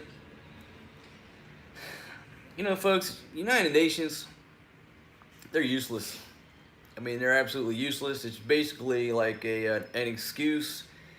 It's like a mechanism where the U.S. makes it easier to spy on each other, and it's like a welfare program, The United Nations, when have they ever did anything? It's a useless rubber stamp that the U.S. uses, to justify some of our heinousness, right? So once I get in the White House, I'd toss out the UN, go somewhere else, I'd put all that tax money that we're paying, all that shit, I'm gonna put it back in your pocket. That's it. UN, they're useless. All right? Absolutely useless. Get rid of them. They're gone. That's probably $100 out of everybody that's on here. If I get rid of the UN, boom, you just got $100 raise every 2 weeks on your paycheck because I threw them out. Gone. Useless. Overpaid. All right, so we'll get rid of them. Back to the comments here. All right. Peter Wine says, dude, these death threats on you, Mark. Take it for real and get these haters swatted. My friend, I appreciate the concern, whatever. And, the thing about it is, when they say this shit to the average person, they are scared. They are concerned with this stuff right here. And people will call the police and report them to YouTube and whatever. And what these shitheads don't realize is that they are scaring people. Because if they're doing it to me, they're doing it on other people's channel as well, and they're getting away with it. So, I run from nobody. I'm not running from no man, no keyboard warrior. What I've been through in life, the last thing I'm fucking concerned about is some shit coming across a live chat box. You know where I'm at. I just told you where I'm gonna be tonight at 6 p.m. I'm gonna be right here in Angeles City, roaming the streets, wearing these fucking sunglasses, probably rocking that Indiana gear bag. Okay, I'm easy to spot. All right, you want a piece of me? Hey, go to work. That's all I gotta say. I'm not wasting my time clicking a button to ban anybody, and I don't care. I don't give a shit. That's just the way it is. I'm not going to live my life in fear. And I'm not saying I'm not scared of anything. I'm saying that you can't let fear dictate where you go or what you do or what your actions are. I'm not saying don't take precautions, but I'm saying fear, people trying to put the fear in me to make me do something or make me go this way, that's not happening. All right? So I don't give a shit what these shitheads say or whoever the fuck they are. I don't fucking care. All right? Every time they leave a comment, that's an interaction on the Google algorithm, and they just bump me up in the rankings. I love them. Haters, trolls, people threatening to shut me down, the death threats, bring it on. I'm not running. I'll tell you exactly where I'm going to be. You want to show up and go to work? Go ahead. Go do what you want to do. So back to the comments here, folks. I want to try to run this until some of these election results start coming in. Now look, I'm not watching CNN. I don't watch CNN. I damn sure don't watch Fox News. I don't watch this shit. I'm just here talking to this iPhone with all, boom, Humboldt Roots 9.99s, good vibes from Northern California. Take it easy. Tris Pinoy Ricans, $3. Shit King, that was deep. Another beer on me. Thank you very much. And my friend, there was actually a guy from Northern California staying over at the hotel that I was at a while ago, and we actually talked a little bit about, because I asked him, I said, man, what's this shit I heard about California splitting in three states or some shit? And so he was explaining that to me. But cool dude from what the hell did he say? North of Sacramento. Anyhow, he's from Northern California, man. He's over here chilling. So, yeah, but I want to keep this thing going until some of the election results come in. Boom! Benny the Mac, $159.99 for the haters, man. Holy shit, Benny. Man, there's been so many rumors about who you are, dude. And if you watch that video that I did where I took my lady shopping, and I'm looking at that ad about ABC Hotel, and you got that one dude with the two bitches, and he's got that champagne bottle sticking up like that. Everybody's starting to think that that's you, man. So I think Benny the Mac, he may own the ABC Hotel, and that's him in that picture with that helicopter in the background and the two bitches. Because the initial rumors about Benny the Mac was that he stole his mom's credit card. But the next day, it didn't get shut off. He kept coming back, kept coming in there with the super chat money, right? And then they said, okay, Benny the Mac is running on stolen credit cards. And I'm thinking, all right, well, I'll get a charge back, you know. No, anytime Benny the Mac has thrown down, it went through. So it's not stolen. It's not his mom's credit card, because she would have shut his ass down by now. But Benny the Mac is the fucking real deal. And I don't know what you do, man. I don't know what business you're in. You're obviously bringing down the fucking Benjamins. Good for you. I mean, good on you, man. I appreciate you sharing the love over here. And when you come in January, man, we're gonna kick it. But yeah. So, but yeah, these election results. I want to wait. I want to see these election results coming in. Benny is Richard Branson. He may be, man. I think Benny the Mac, I think there's going to be like this. I mean, there's probably thousands of people right now trying to figure out who Benny the Mac is. It's like going to be the big mystery, like right up there with where the fuck is Jimmy Hoffa, right? You know, people will probably find Jimmy Hoffa before we figure out who this Benny the Mac is. And he could be Kim.com, you know, down there in New Zealand, man. Boom, DJ Illusion. $10, Drink Up King. Thank you very much, man. Thank you very much. I'm hitting this Don Papa like a king. Well, I am the king. I'm hitting this Don Papa hard, my friends. Because it's going to be, you know, like I said, like this. I got to bring Americans back together. I got to bring them together. And the only way I'm going to do that is just by becoming the king of the United States. I'm going to get rid of most of the U.S. federal government and kick out the United Nations.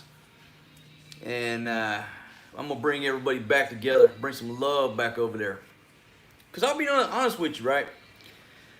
Now, I don't study the statistics too much, but I do look at the analytics a little bit to see where my, you know, see who my audience is. And it's like 90% are from America. Now, it's growing worldwide, but like the initial divide was majority of people on here, it's Americans, right? And like 100% of the haters, like 100% of the people on here threatening me and doing all this stuff, I hate, I don't even know, the comments are going by so fast, but I'm sure you're still here. They're from America. Okay, everybody else in the world has something interesting to say, whether they like me or they don't. Okay, they'll let me know, hey man, I disagree with you on this, but this is what we do in our country, this is what we do here. So there's a constructive debate from everywhere else around the world. And I'm not saying they're trying to kiss my ass or anything like that, because they're not. People disagree with me, and that's what I want. I don't want people to kiss my ass. But when they disagree, it goes into a discussion that makes me think, it educates me, and there are no hate. I'm not saying there's none, but 99.99999% of the people causing me issues, they're Americans. And what does that say about our culture? Everybody else around the world's watching this, watching YouTube, right? But the people who are hating on me, and not just me, any other channel or any other social media, the majority are Americans.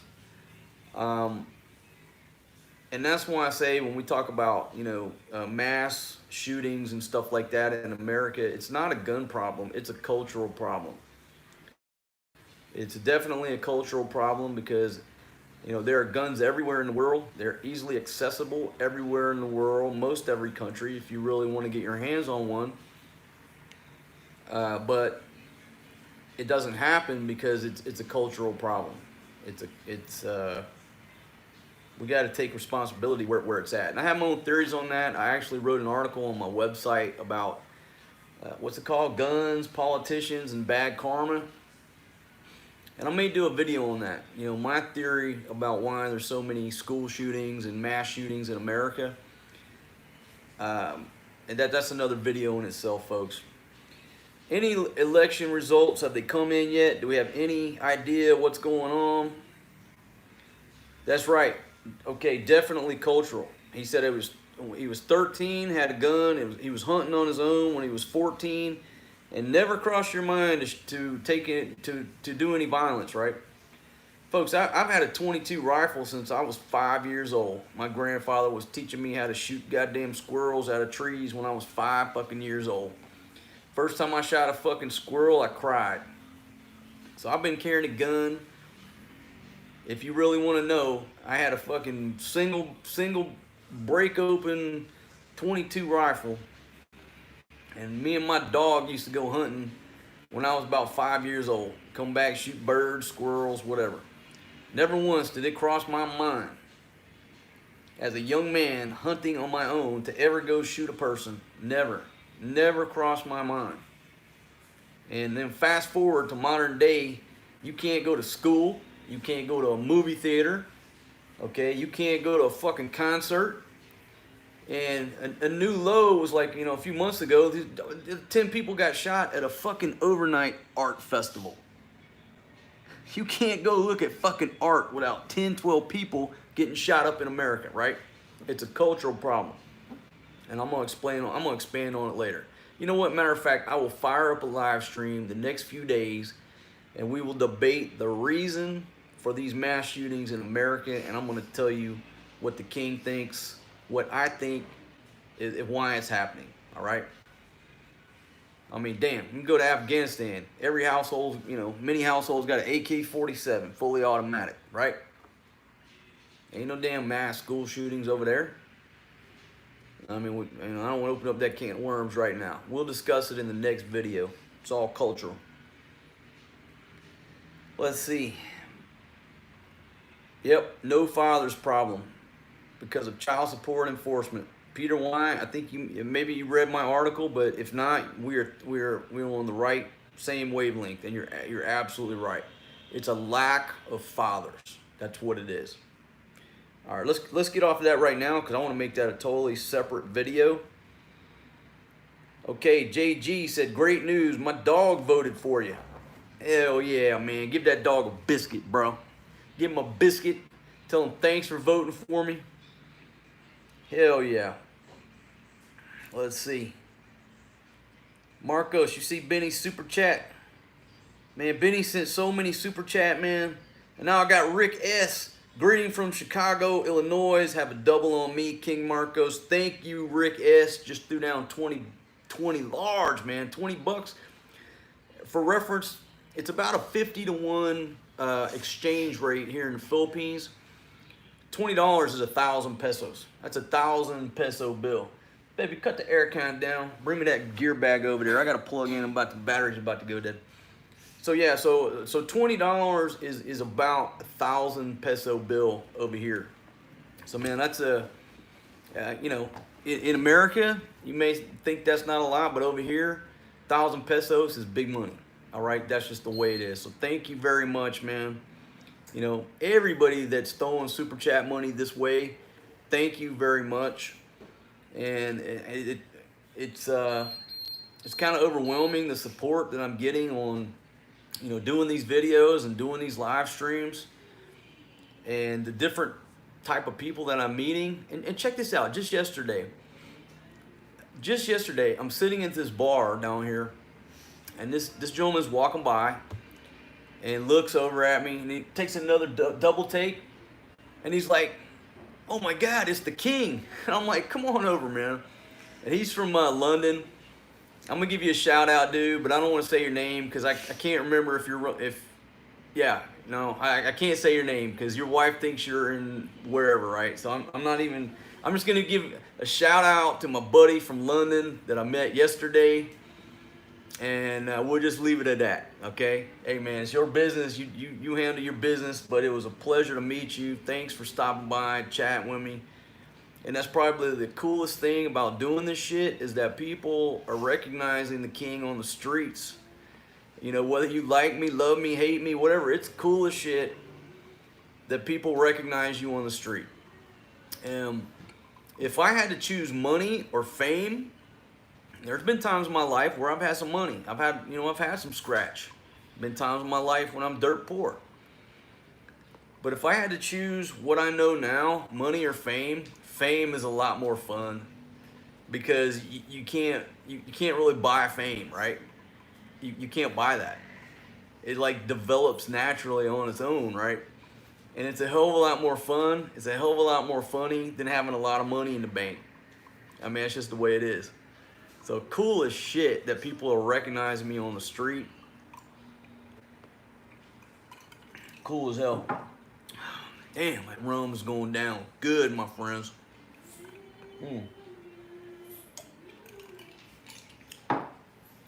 All right, let me go to the comments here. Shit, I gotta plug in.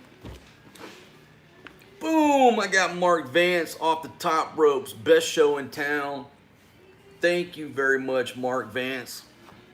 You know, and I appreciate you saying that, because like I said before, before I thought I was a travel writer, right? Or I'm a vlogger, whatever they call us, right? YouTube or whatever.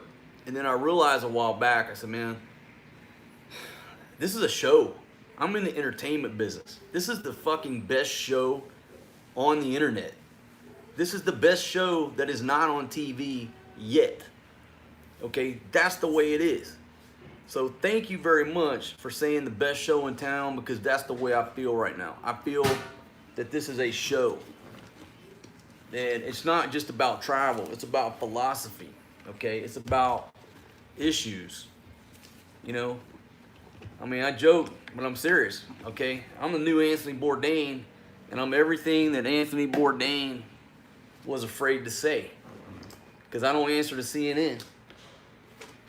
And if somebody wants to put this on Netflix, okay, I don't care about the money, but nobody's gonna edit my shit. I'm gonna retain 100% creative control. I don't want to have a show where all you hear is beep, beep, beep, because you're bleeping out some of the words I say. All right? That's not gonna work. So anybody who wants a piece of this, I don't care about the money. You pay me $500 a month, but I'm retaining 100% creative control, and that's the way it is. Because, like I said, money, you know, yes, money doesn't buy happiness. And people say, well, money can buy a four-wheeler, and that makes me happy. All right, well, look at it like that. But folks, I'm going to tell you right now, what's more fun is to give you $1 million or a little bit of fame. You will laugh your ass off with this little bit of fame, I promise you. It'll be a much better experience, good, bad, or otherwise. Damn, that girl. Woo, baby, you looking good over there. My goodness. Girl just came out of the shower.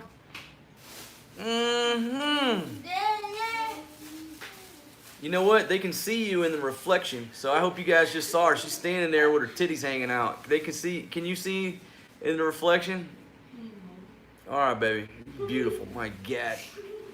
Yeah. So anyhow, if you had to choose money or fame, I mean, money is boring. I mean, what you can't. I mean, yeah, you can buy a four-wheeler, but if you've got nobody to share it with, it's boring as fuck, right? So fame is much more interesting, I promise you.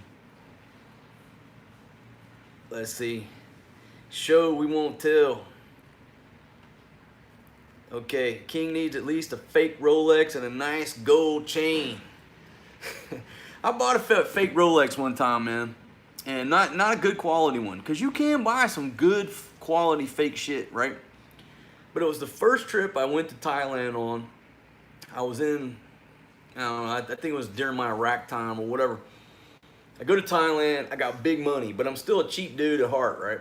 So I buy this fake Rolex. It was a Submariner with a blue face, what I'd always dreamed about, right?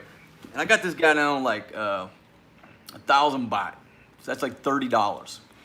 I put this fake Rolex on and I'm rolling back to the hotel. I'm so proud of this shit, right? That son of a bitch stopped working when I walked into the hotel. So it worked for like 45 minutes and stopped working. And then, you know, I think I got in the shower with it and it's got water in it. And the damn thing lasted all of about 4 hours before I threw it in the trash can. And that's the one time I bought a fake Rolex over in this region. But they do make some like good quality fakes that are heavy. I mean, for, you know, like right at, I say $70. If you want to, you know, get a good fake, 70, 80 bucks, man, they're heavy. Unless you really know what you're looking at, you're not going to know it's real or not. You know? And I'm not advocating that anybody, what's it called, intellectual property, buy fake shit. I'm not saying to do that. I'm just saying that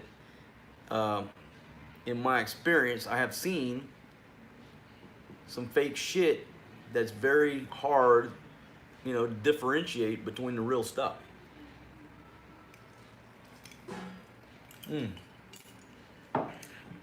But I'm quite fine with my broken Timex. 5 minutes to 5, my friends. It don't change. Baby, I need fresh ice. Coke about halfway, please. And put the ice up to the top, if you don't mind. Thank you. Yeah. And get that, yeah, fresh ice over there. Thank you very much, Dawn. All right, so I'm back to the comments here. I'm waiting on some election results. All right, man. Yeah, you should have watched my video instead of that football game. You know what? Boom! Somebody just came off. Let's see. Trace Pinoy Ricans. $2, man. Thanks, man. You keep throwing money this way, man. Benny the Mac got some competition going on. Okay, let's see. Mark, see you at the end of November. Stay where you are so my layover will be fun. Peter Wine, where are you going to be, man? Where are you going to be, bro? All right, am I holding any crypto? No. Let's see. Yeah, I've been to Sabang before. Bikini bar down there, folks. If you want one of the coolest bars in the world, go to Puerto Galera, Sabang Beach. There's this floating bikini bar. I got 3 videos on it. Check those videos out. This is a slice of paradise over there. The water is crystal clear. Now the beach itself up there looks like a dump. It's shit. But you don't go there to lay out on Sabang Beach. You go there to either scuba dive in the little cove or go to the bikini bar and go off that high dive. Check out that high dive action on the video down below. It's called, I did 3 days at the bikini bar. Do day 2. I think it's called, it's about why I'm not an alcoholic. And a chick goes off the high dive and can't swim, which was a true story. This dude let his Filipino go off the fucking high dive. She can't swim. Fucking dude's crazy. Beautiful bitch too. But she said she couldn't swim. She still went off the top. Belfast. Shout out to Belfast, man. Boom! I got Roberto Medina off the top ropes with a beer. Thank you very much, my friend. Thank you very much. Man, where are you from, Roberto? Let's see. All right, folks, we're sitting here talking about all kind of subjects, but any election results, have they come in yet? How many votes did the king get during this, what do they call them, midterm elections? Let's see. Drink water. Yeah, avoid reality, drink your water. David said, I won. That's right, man. I'm winning more than Charlie Sheen. I might be the governor of Illinois, North Carolina, and Indiana all at the same time. I just get a map and start coloring in. You know, get like an outline of a map. I just start coloring in. Instead of red and blue, I'm just going to color in gold. Which states I'm ruling. It's still, Jenna, it's still too early for the results. Okay, all right, so let me ask this question. This is going to be convoluted, but when the results come in, what do people expect is going to change about America tomorrow? What is this going to change? Are these elections going to bring America together or split us further apart? What is going to change? How are these elections going? Why are they so important? Why is it so detrimental? Let me hear what you guys got to say. Dharma Republic, you get the Parrot Award. If you're not familiar with that, the Parrot Award is awarded for people who say the same old tired ass, baseless, useless shit that a million other people have already fucking said. So you got the Parrot Award. Boom! John Smith came in. Are you aware you appear to be channeling Kurt Russell's Jack Burton from the movie Big Trouble in Little China? I don't know if I've seen that movie, man. Okay, boom, Rick S. Chicago sending you another beer. Drink up, King Marcos.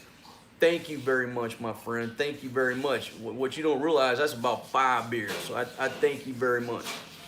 All right, but let me go back up there to what this gentleman just said. Kurt Russell's Jack Burton from the movie Big Trouble in Little China. I don't think I ever seen that movie. A good movie or not? Girl walking around with them titties hanging out. My goodness. That's allowed and both encouraged right here at campaign headquarters in my condo. I do like to see titties hanging out, especially when I'm about to get elected. All right. Right on. Keep this guy drinking. You prefer scuba? Hey, go to Sabon. Okay, boom. I got, what is that? Cool or Kiwi? Cool story. Cool story. Do a video with Big Money Benny. Hey, if Big Money Benny is up for it when he gets here in January, what I've envisioned is that we roll with the biggest entourage ever assembled in the history of Angeles City, and we're gonna bar hop all the way from the top down to the end of Walking Street with the largest entourage. We're gonna drink 1 beer at every bar until we hit McDonald's at the end of Walking Street. I'm gonna bring in a film crew. We're gonna try to live stream it. If we have good signal, we're gonna live stream from wherever we're at. If not, we'll do the video. What was that movie called? Where like them 5 dudes did that pub crawl, and it turned out they were like robots or zombies or some shit. Hey, that was a cool movie. Yeah, I want to assemble the largest bar hopping entourage in the history of Angeles City. Sometime in January, whenever Benny the Mac is here, we want him to be a part of this because he's a legend already. And everybody's trying to figure out his identity, what he's doing, why he's so rich. And we may have to hide Benny the Mac's face during this little operation, but I think that's what we're going to do. The largest bar hopping entourage in the history of Angeles City. It's coming. It's coming. All right, Benny the Mac said it's on, man. Do I drink tequila? Only in my margaritas, man. I can't drink it straight. I mean, call me a weak. I'm not weak, but I don't drink tequila straight. I don't like to shoot it. I like it in my margarita. That's when I like my tequila. Okay, Captain Greg's is my favorite place to dwell in Sabang. However, prices have gone up. Yeah, I saw. Can I claim you on my taxes in California as a write-off tax-exempt donation? You know, that's a good question. I mean, yeah, you know, if I'm running for office, I would say so, but contact your tax attorney. You know what I mean? I don't know. Yeah, I saw crap at Captain Greg's, but I stayed at Papa Fred's. Papa Fred's. I love that place. Number one for the name, but he had this big, huge, like futon chair on a little patio outside my room. And I think I got a video, but I'm just chilling on this futon, drinking this bottle of wine. But Papa Fred's, I love that little place. 1239 Belfast, Northern Ireland. Random documentaries, man. Cocoa Beach, Florida. USA voting for King Marcos. Thank you very much, Mitch. Thank you very much. All right. Let's see. Okay, random documentaries. Let's see. I don't want to open up that can of worms, man, about the IRA. Pure Entertainment. Thank you, David. Let's see. I can't wait to be in AC again. TRI Procurement. Let's see. Doc Padilla, come on, man. Let's drink. So, anyhow. All right, so it's still another hour before the election results come in. That's what I'm understanding. So is it pretty much going to be like a Democrats win and Republicans win? Is that what it is? We either win or we lose? Is that how everybody's looking at it? Let's see. Sambuca. Need a cigar, yeah.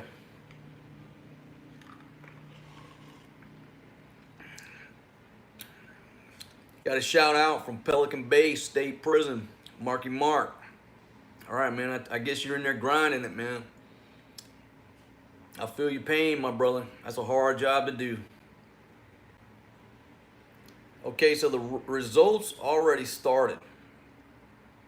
Early results in. Republicans 9, Democrats 4, King Marcos 12. USA turning gold. Hell yeah. That's it, man. We'll turn the U.S. into my kingdom. Straighten everything out. Put that money back in your pocket. That's the way it is. Let's be honest, man. Anything in America, no politician really has ever done anything for you other than take more money out of your pocket, right? That's the way it is. What would you rather have? Would you rather have $500 in your pocket or pay for these politicians and their fucking gym memberships and their fucking offices and their security details and all this horse shit up there? I'd rather have that money in my motherfucking pocket. If that motherfucker wants a security detail, let him pull the money out of his pocket and pay for a fucking security detail. That's the way it is. You don't got enough money, I'll assign you 2 fucking U.S. Marines. That's plenty of security for you motherfuckers. You want a gym membership? Go out and run around the fucking track. That's fucking free. There don't need to be no congressional fucking gyms up there taking money out of my pocket or your fucking pocket to pay these fuckers to... Oh, shit. Bye-bye. I'm gonna. Okay, you going, baby? Yeah. All right, what time you coming back? Maybe 9 or 10. 9 or 10? All right, make it 8:45. All right, thank you. All right, I'll see you in a little bit, baby. Girlfriend had to roll out, handle some shit for the king. Yeah, so it's all about money. It's all about money, folks. Politics is about what? They're not going to do shit for you. They're not going to save you. All right? You got to make your own way. But anything that politics, especially in America, does is just taking money off my fucking table. I don't want to give you that money. You don't deserve that money. You don't deserve to be riding around up there in brand new fucking Cadillacs, Suburbans, whatever the fuck you're riding in, paid for by the taxpayers, with a fucking free gym membership, with this huge staff that does nothing, sitting in them fucking offices. And meanwhile, everybody else in America is busting their fucking ass. You know, dude over at Jiffy Lube changing oil for fucking $12 an hour, working his ass to the bone. These motherfuckers are up there, goddamn, sipping on Starbucks on the fucking Treadmaster, claiming they had a hard day. Fuck you, all you motherfuckers. All you do is take goddamn money from the motherfuckers who really work. So when I take over as king of the United States, I'm gonna disband all them motherfuckers. I'm gonna turn Washington, D.C. into a fucking museum, all right? I might lay down some fucking, where the whole part of D.C. is a fucking ice skating rink. So you come in, it's free. Just get your skates on, you can skate around and see all the fucking monuments. And, oh, that used to be the Capitol building where they stole all our money. That's the fucking IRS, the Treasury, where they stole all our fucking money. You just skate around, You don't know how to skate? Well, they get you a little fucking sled, push you around. It's free. All right? All the motherfuckers are fired. And fucking move the castle somewhere else, Just fucking, maybe the direct center of the United States, I'm gonna put a small castle there. That's it. We'll do away with most of this bullshit, because if anybody wants to invade the U.S., they got to come through every motherfucking state before they get to the king's castle. All right? I don't need most of the military, because everybody in America has got their own weaponry. They not getting to the fucking castle if I'm in the middle of goddamn Kansas. That's the way it's gonna be. We stop dropping bombs on brown farmers around the world and taking all that big money out of your pocket to pay for a $100,000 fucking Hellfire missile to kill a goddamn farmer hoeing his fucking field. How does that help me? That don't help me. Took money off of my plate, $100,000 to go kill a damn farmer over here. Well, over in Afghanistan, Middle East, wherever. The dude can't even read. Fuck that. When I'm king, I'm gonna square this shit away. All right, folks. So, all right, back to the comments on the election results. I gotta see which states I won here. I might have to report to work.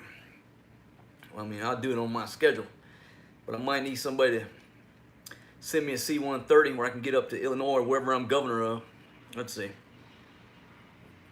All right, Kansas. And I don't even know, is Kansas the middle of the exact center? Somebody figured out I need to put my castle in the direct center. That way I'm surrounded by people that's gonna fight to the death. I don't need I don't need all this security and all this Secret Service shit, right? If anybody wants to get to the castle, they gotta come through my peoples, Rowan, Parrott Award. All right, Illinois. Rowan, you're the Parrott, man. Get the Parrott Award. All right. Cool story. Man, I don't talk about that. I don't know anything. I don't talk about it. I don't do it. And I recommend stay away from it. All right, so got people volunteering to come be the camera crew. And you know what, man? Here's what people are telling me. People are saying, man, just get some interns from a film college, whatever. Let them come over 30 days at a time. I may do it. And really what I need to do is go to the film school here in the Philippines or in the country I'm in and see if, some of the local students want to help out because they're already here. So, yeah, I need some help, man. I definitely need some help. Because I could take this to the next level, and there's so much interesting shit that don't get caught on film that I'm missing out on. All right, Jenna. Let's see. Rowan, still the Parrott. Silly Dilly, no, man. I mean, I don't know. I mean, maybe, if you over here on some type of job or something, maybe there's a way to do it. As a tourist, folks, if you travel the world as a tourist, do not carry any type of weapon. It's just asking for trouble. My buddy used to carry this little fucking stun gun and a damn pin that had some pepper spray in it or some shit. And I'm like, dude, you're just gonna get your ass in trouble carrying this shit. Number one, you don't know how to use it. Number two, it ain't gonna stop nobody. All right. Some shit you bought at the flea market over here for $8 ain't gonna stop a dude trying to whoop your ass. So Folks, if you're a world traveler or an expat, you don't need weapons. It's just gonna get you in trouble. Don't do it. The best thing you do is carry, equivalent of 20, 30 bucks in your pocket. If somebody breaks bad on you, fucking throw it on the ground and run. That's what you need to do. All right. Let's see. Stick a beer bottle up your nostril. I don't see how that's gonna help me. But, I guess there's probably a YouTube video out there of somebody doing that. All right, so Doc Padilla is looking for a job, throwing his terms out there, trying to get that in his contract. Let's see. DJ Illusion. I mean, I think the citizens can. They do the right paperwork. But man, I don't know. I'm speculating, man. I don't know. I mean, I'll be honest with you guys. When I made the decision to leave the U.S., I got rid of all my guns. Okay, they're in good hands in various places. I don't have any weapons. I got a Leatherman tool over there, but that's for fucking chopping up garlic. Use that to chop garlic, onions, and if I need to do some electrical work, that's all I got, man. A little Leatherman tool. Boom! Michael Robinson.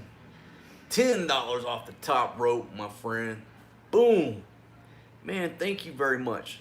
And the equivalent, that's 500 pesos over here.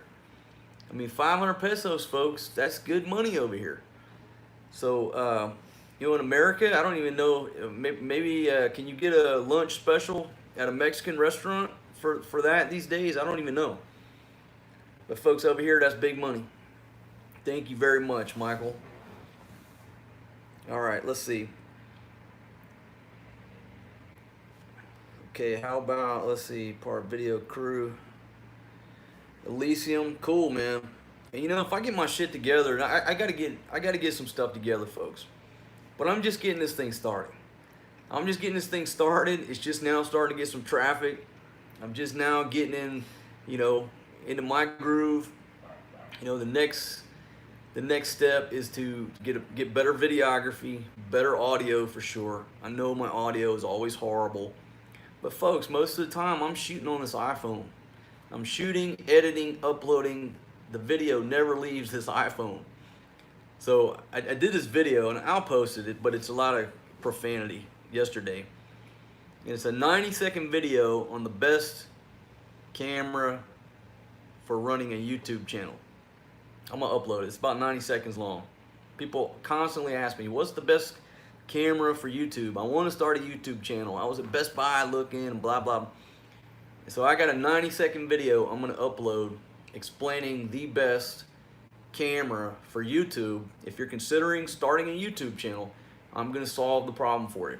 All right, so you've been to Best Buy, you've been to the mall, you've been to the camera shop, you've looked at 18 different cameras, you got it narrowed down, but I want you to watch my video, 90 seconds on choosing the best YouTube camera. All right, I'll upload that today. Okay, fingers crossed.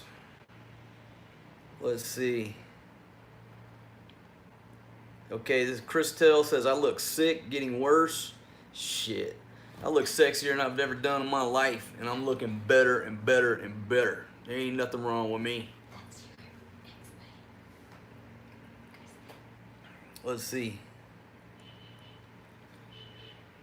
Okay, let's see. Lisa's here and does not think you are live. Say hi to Lisa. Hey Lisa. Yes, right now I am live. And people, so shout out to Lisa, Dave, the crew over there. Listen, there's this new feature called a Premiere feature that YouTube, has rolled out, right? So what it does, you upload a video as normal, but then you schedule it and it says Premiere, and then the live chat box is there just like it's here with me talking to you live. So what happens is if I'm out and about and I don't have any Wi-Fi, I can't live stream. So you just take the video as normal, You schedule it, and then when it goes live, I sit down and I can chat. So it brings everybody together in the theater, and they call it premiere. And it's confused a lot of people that they think it's a live stream, but it's not. It is a live. It is a video, but I am here with you live interacting. Now, right now, I'm doing a live stream. I'm live. I'm looking at the chat box live. Boom, Larry Tack or Larry Top. Hope I said your name right, my friend. $14.99 off the top ropes. Whoo, man, that's 750 pesos, Philippine pesos. Big money over here. Boom, Scott Van Skoyak. Man, 20 bucks, man. That's 1,000 pesos. You just come off the top ropes, laid the smack down on me and my ladies. Man, so I got Larry, I got Scott. Holy shit. Okay, Arlington, Texas does not think you are live. King Marco, say the term of my director's contract. Okay, so Doc Padilla wants to get paid, well, with those terms there. Now, you know, hey, you said it, I didn't, man. But you know I'm live. I am live. But folks, the premiere feature works for me because when I post these videos, there's so many comments coming on so many different videos that I can't keep up with them. So if I schedule the premiere where I'm watching it with 200 people and I can chat, that's my interaction. That's good for me because I can schedule that time and sit down. But I got over 100 videos now, and I'm not just getting comments on one video. You're getting comments on every video, and you know, the premiere feature or live allows me to interact with the viewers and subscribers and dedicate that time to doing it. Because even after I do this video, if I pull up, there's going to be 100 comments. You know, it's just, it's very flattering, but it's overwhelming. So, but I am live. I'm live right now. Another shout out to Lisa. I can't remember, where are you guys at, Lisa? Are you guys in Wisconsin? You're in Wisconsin, right? I've been drinking a little bit, so. But anyhow, I'm live, Lisa. Shout out. Let's see. When am I going back to the beach condo? It may be a while. Man, ain't nobody taking that watch right there. Ain't nobody. You can have that watch when you pry it off my cold dead wrist. Ain't nobody taking that watch. Boom, off the top ropes. You know, it's funny because I see it on here first and there's a delay on the laptop. Boom, Roberto Medina, man. $50. Wow. Folks, man, that 50 bucks is, let's see, 1,000, 2,000, that's 2,500 pesos, man. That is 2,500 pesos. That is big money over here. That is huge money. Roberto, thank you very much, my friend. I know I know everybody on here works hard for their money. And I certainly appreciate you guys supporting me, allowing me to entertain you, and allowing me, thanks to my subscribers. At this point now, I'm going to sustain the entertainment. I'm going to sustain the lifestyle. And we're going to do some more interesting things. Let's see. I got some more comments here. Beer treaty. Violation of the beer treaty. What's that? Beer affection. They must resent. I find Marcos in violation of the beer treaty. All right, that's funny. All right, so Doc says King Marcos just elected president. All right, man. Bro, you trying to bait me into saying some illegal shit on here, man. Then you're going to report me to YouTube, try to get me banned. I ain't falling for no banana in the tailpipe. What was that from? I ain't falling for no banana in the tailpipe.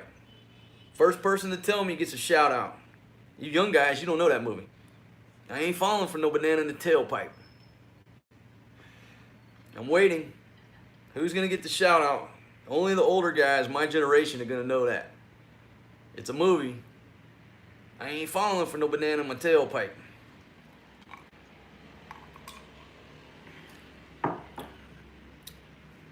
Let's see. Peter North here, old porn star. No, it wasn't Porky's. Boom, Elysium. Well, let me scroll up. That's right, Beverly Hills Cop. So it looks like Elysium won it, but then I had Philip. Cool story. Me, you, Larry Tack. Who else got it? Yeah, that's pretty cool because when you throw shit out there like that, you can like gauge the generation of who's on here, right? Because if I threw that out there, some of these youngsters around here, they never heard that, right? They weren't around when Beverly Hills Cop came out. Fucking love that movie. 90210. No, it wasn't Apocalypse Now. All right, with the super chat money, get some very drunk hotties for the next live stream. That's probably a great idea. That's probably a good idea. I know everybody wants to see beautiful ladies. That's part of the success. I got it. And I'll probably, I don't want to, I don't want you to get bored looking at my same ladies here. So I might get a couple friends come over and hang out, and maybe chill out in the swimming pool, and just kind of chill. But just to let everybody know, I'm not in the porn business. Now, I'm not saying I haven't made a few those type films in my day, but I'm not in the porn business, and all the negativity coming from a lot of people. You realize there's dudes going around all over the place, not just here, but America, whatever. They're in the porn business, right? Paying these girls $50, doing a porn film, really taking advantage of people. I'm not in that business, okay? I don't mind showing chicks in bikinis because they're showing you anyhow. If they're at the pool, they're doing it for free, right? All you got to do is go to the pool and see them. So I will get some more friends over here, and we'll just shoot poolside. You can enjoy, talking to the ladies or what have you. But I'm not in the smut business, my friends. All right. Let's see.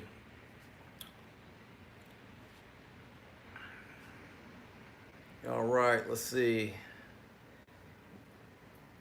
Yeah. Porn does. It makes more than Google, eBay, Walmart. Absolutely. And the biggest market is the United States, which just kind of demonstrates a lot of our hypocrisy as a culture. Everybody goes to church and condemns all this stuff. Oh, you're drinking, chasing women, carrying on. The biggest porn market is the United States. That's just the way it is. So basically, everybody at church is watching porn, and it's hypocrisy.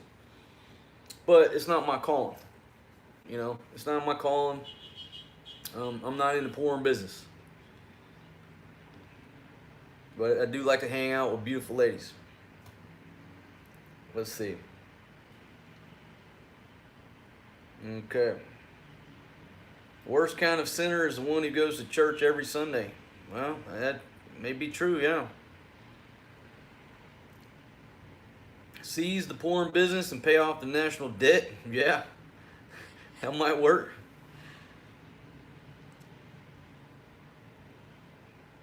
All right. Yeah, that's right. Roberto, come off the top ropes with that, man. Man, I'm squinting. I'm gonna tell you why. I mean, why in the hell is this chat box gotta have font about like that, right? Yeah, I'm squinting. I need some goddamn binoculars to see this shit. YouTube makes the font so damn small. Even on the phone, it's too small. Anybody over the age of 30 can't see this shit, man. I need some damn reading glasses. Come on, make the font bigger. If I can't read it, then there's nobody over 30 years old that can read this shit either. You gotta have eyes like a damn bird to see this chat box.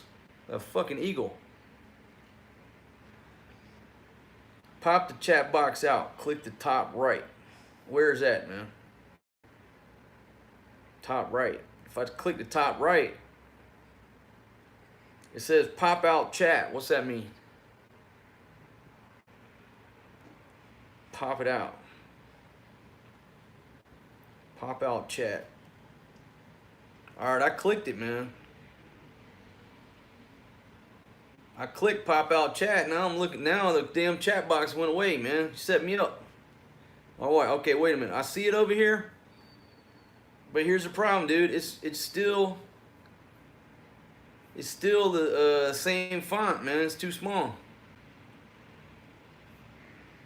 It's still too small, bro. Yeah, he probably just stole my identity.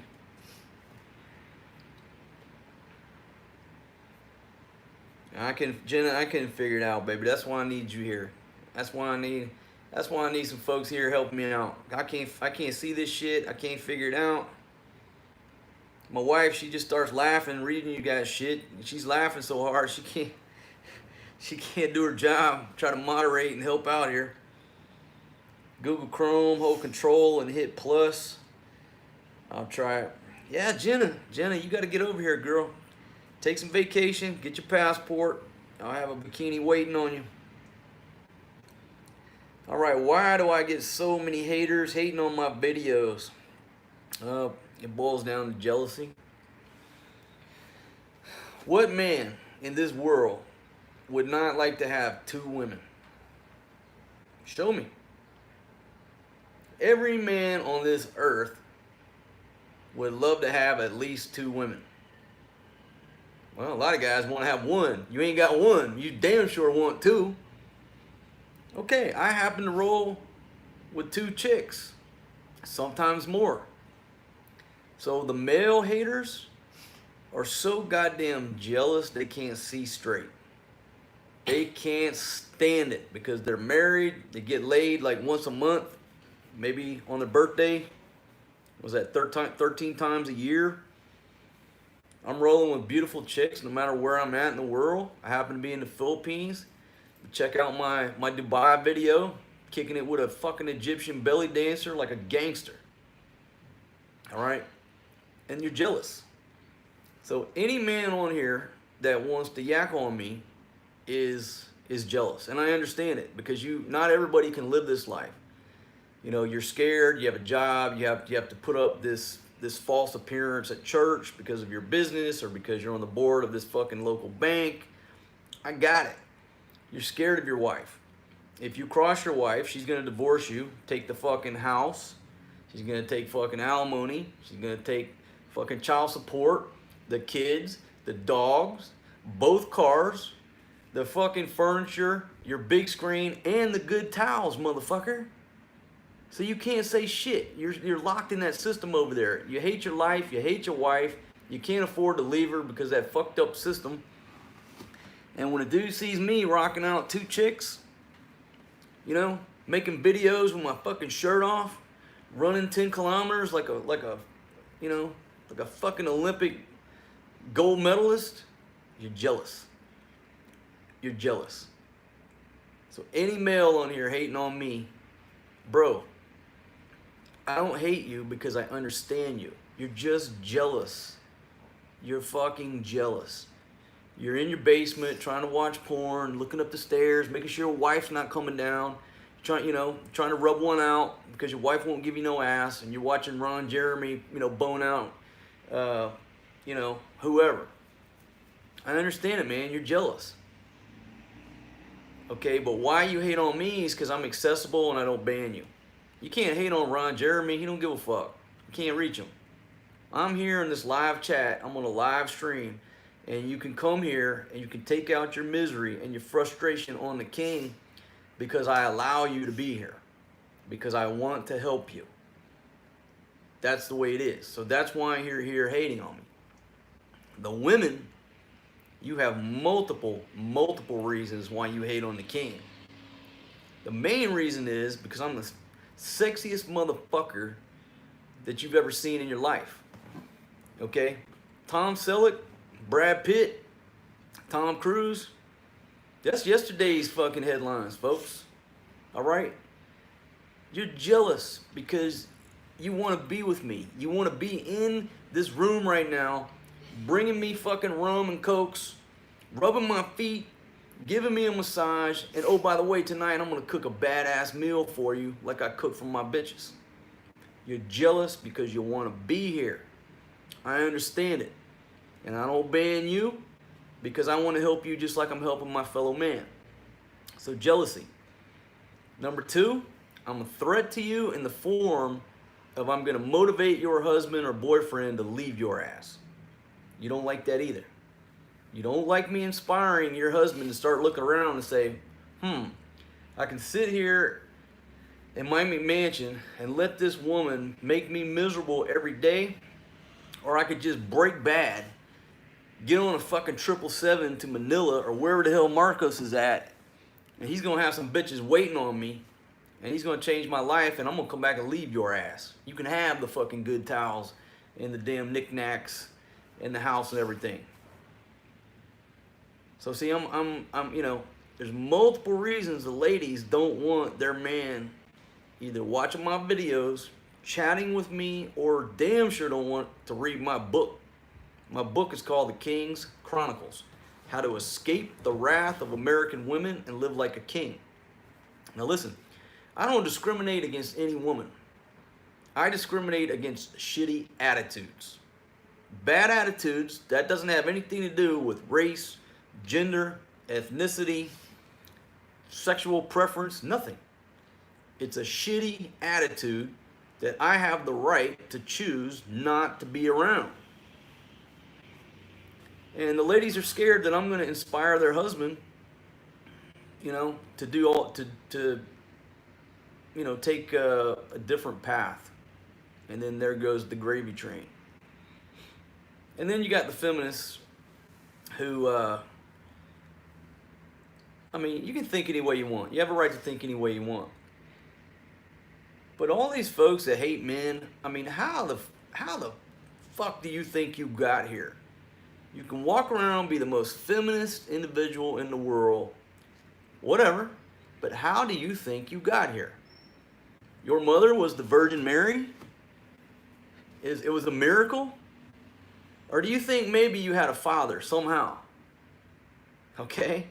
Probably your father met your mother, loved that thick ass she had, and he was pounding her from behind in the backseat of a fucking Buick.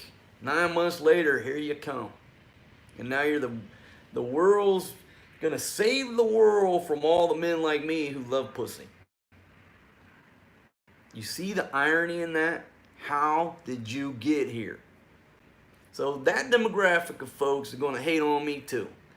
That's fine. And then let's bring in the religious crowd. Okay? And I'll just throw it out there. Let's start with the Christians. Oh my God, he's got 2 women. Oh my goodness. The Bible says the holy matrimony is between a man and a woman, blah, blah, blah, blah, blah. Listen, you have the right to believe anything you want. You have the right to pursue your own happiness. You do not have the right to impose your religious beliefs, your mythology. You don't have the right to impose that on me. I don't give you that right. I don't allow you to do that. So your idea of one man should be married to one woman, keep that in your house. Because my buddies in Afghanistan by law can have 4 wives. I like their laws. When it comes to marriage, I like the laws in Afghanistan. I don't like the laws in America. All right? But I don't like any laws because I make my own fucking rules, my own culture. So the Christians hate me because I'm not going to church, I'm not trying to find Jesus, and I got more than one woman.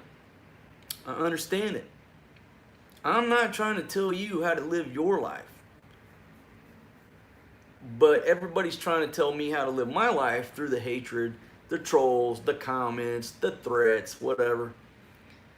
But folks, I'll live my life the way I want to live it. Okay? I'm not hurting you. If I got 3, 4 chicks up in here, how am I hurting you in your house in wherever you're at in the world? Nobody's forcing you to watch this video. Nobody's forcing you to watch my chicks roll around on Rodeo Drive. You're doing it to yourself. So if you're leaving that hatred, that's on you, man. That's on you, girl. This is YouTube. You can easily hit stop and go away. All right, you don't even need a remote control. Just put your phone in your pocket. stop watching. That's your right. So that's a long, drawn out story, but there's multiple reasons why people hate me and what I'm doing. Males is jealousy and they can't get to my level. I'm not talking money wise, but they want to be me. They're jealous. The ladies, multiple reasons, because I am a potential threat to their way of life. Because if you treat your husband like shit, you don't sleep with your husband on a regular basis. You know, you're 450 pounds, you're overweight, and you got a bad attitude. And your husband hooks up with a 25-year-old Asian girl that's 120 pounds, smoking ass hot, looks like a model, he's gonna leave your ass. I understand it. And I'm not trying to break up any happy homes. I'm not a home wrecker.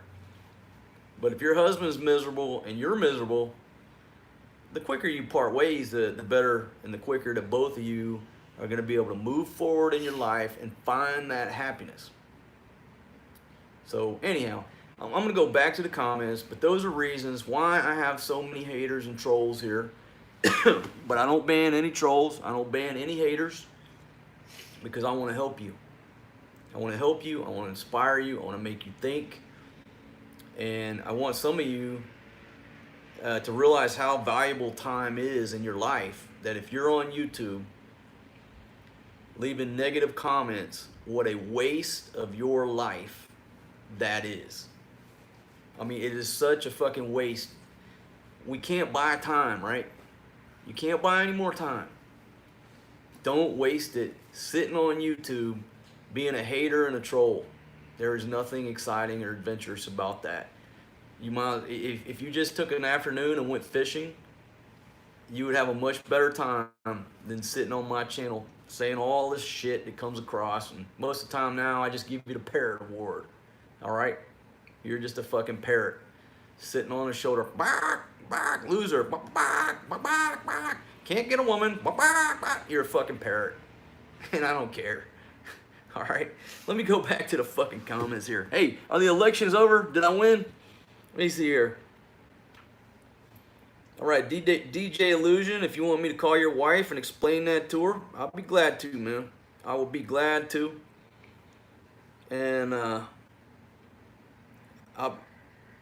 let's see. I mean, I'd be glad to explain it, man. And like I said, you know, I'm not against the ladies. I want to help everybody.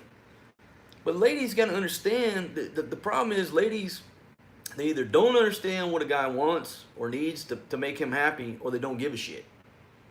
Okay? And then you wonder why your man runs off with his, 23-year-old secretary, and then you're headed for divorce court. What do you want? Do you want to stay married? Do you want to keep your husband? Or do you want to be divorced? Because if you don't keep the dude happy, and vice versa, if you don't keep your wife happy, you're going for divorce court anyhow. So if you love your husband, ladies, and you want to keep the dude happy, if you love him, you have to keep him happy if you want him to stay around. And if you know how to keep him happy, but you're not doing it out of spite, your marriage is over. That's the way it is. All you bitches who withhold sex as a weapon against your husbands, you'll be divorced. At some point, you will be divorced. Guaranteed. You get the good towels, but you get the big D, baby. That's the way it is. And I'm talking about D for divorce. Yeah, congratulations. You got alimony, child support, the good towels, and now your ass is down at the bar, 45 years old, trying to figure out which motherfucker you're going to try to latch on to. It's much easier to make your husband happy now. It's much easier to make your wife happy now. All right, so, yeah, whatever. All right, back to the comments. Let's see. All right, let's see. Let's see, man. Nobody's talking about the damn election.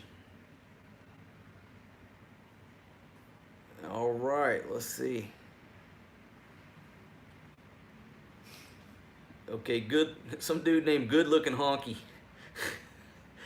All right, man. Shit. Okay, the bologna sandwich story. All right. Well, I mean, look, yeah. I've said it on another video, right? I've probably said it on several videos, but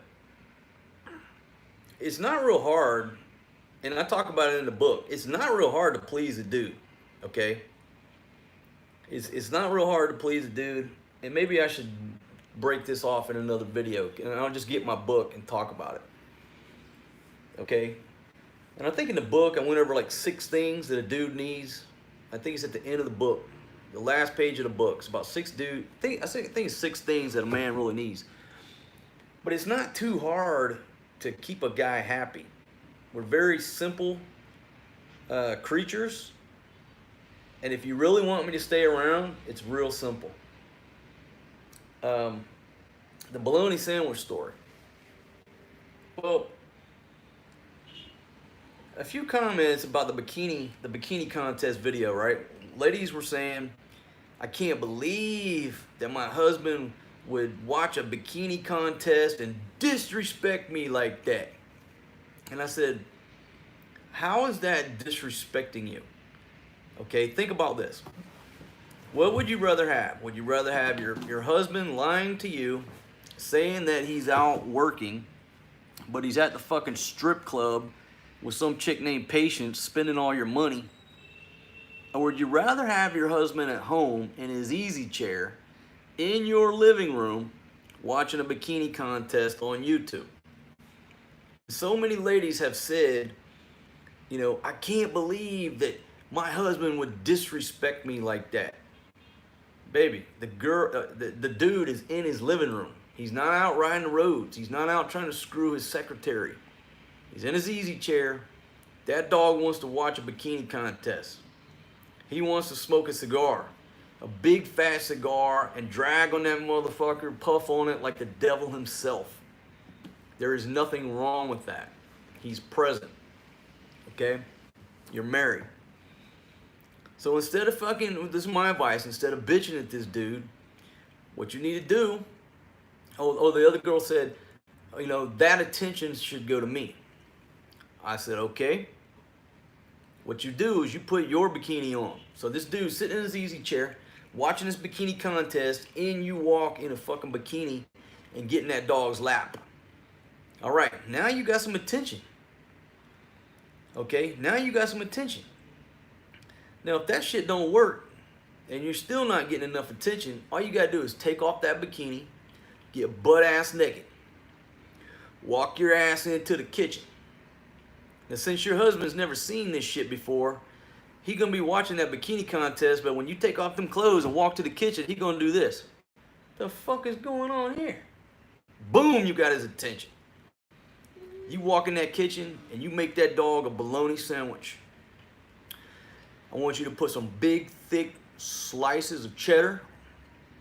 I want a big, thick slice of tomato, lettuce.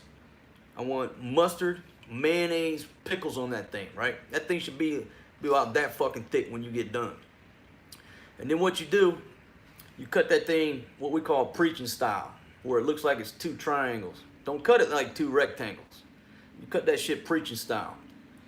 And you take some sour cream and onion chips, sprinkle them around that sandwich. Okay? Now, if you're in there butt ass naked, making that man a bologna sandwich, he's probably gonna get up out of that fucking easy chair and come in there, because he ain't never seen no naked bitch make a fucking bologna sandwich before. You want attention? I just told you how to get it. You think he's gonna be in there still trying to watch my dumb ass with that grainy ass bikini video? Fuck no. He's in the goddamn kitchen watching his naked ass wife make a bologna sandwich. And then you serve that shit up to him. Serve him that bologna sandwich with a cold beer, 2 napkins, because them chips are gonna get a little grease. You don't want him to get grease on his remote control. And just see where it takes you. All right? See where it takes you. Then shut your mouth. Now you got some attention. He's not disrespecting you no more. He got a naked bitch just served him a bologna sandwich with fucking big thick slices of cheddar cheese on there. There you go. You see how that works? But most of you women are gonna say that's so disrespectful. But let me tell you, me and my buddy Pablo a while back, had 4 Nigerian bitches chilling with us. And the bitches went in there into the kitchen, big black round booties, butt naked.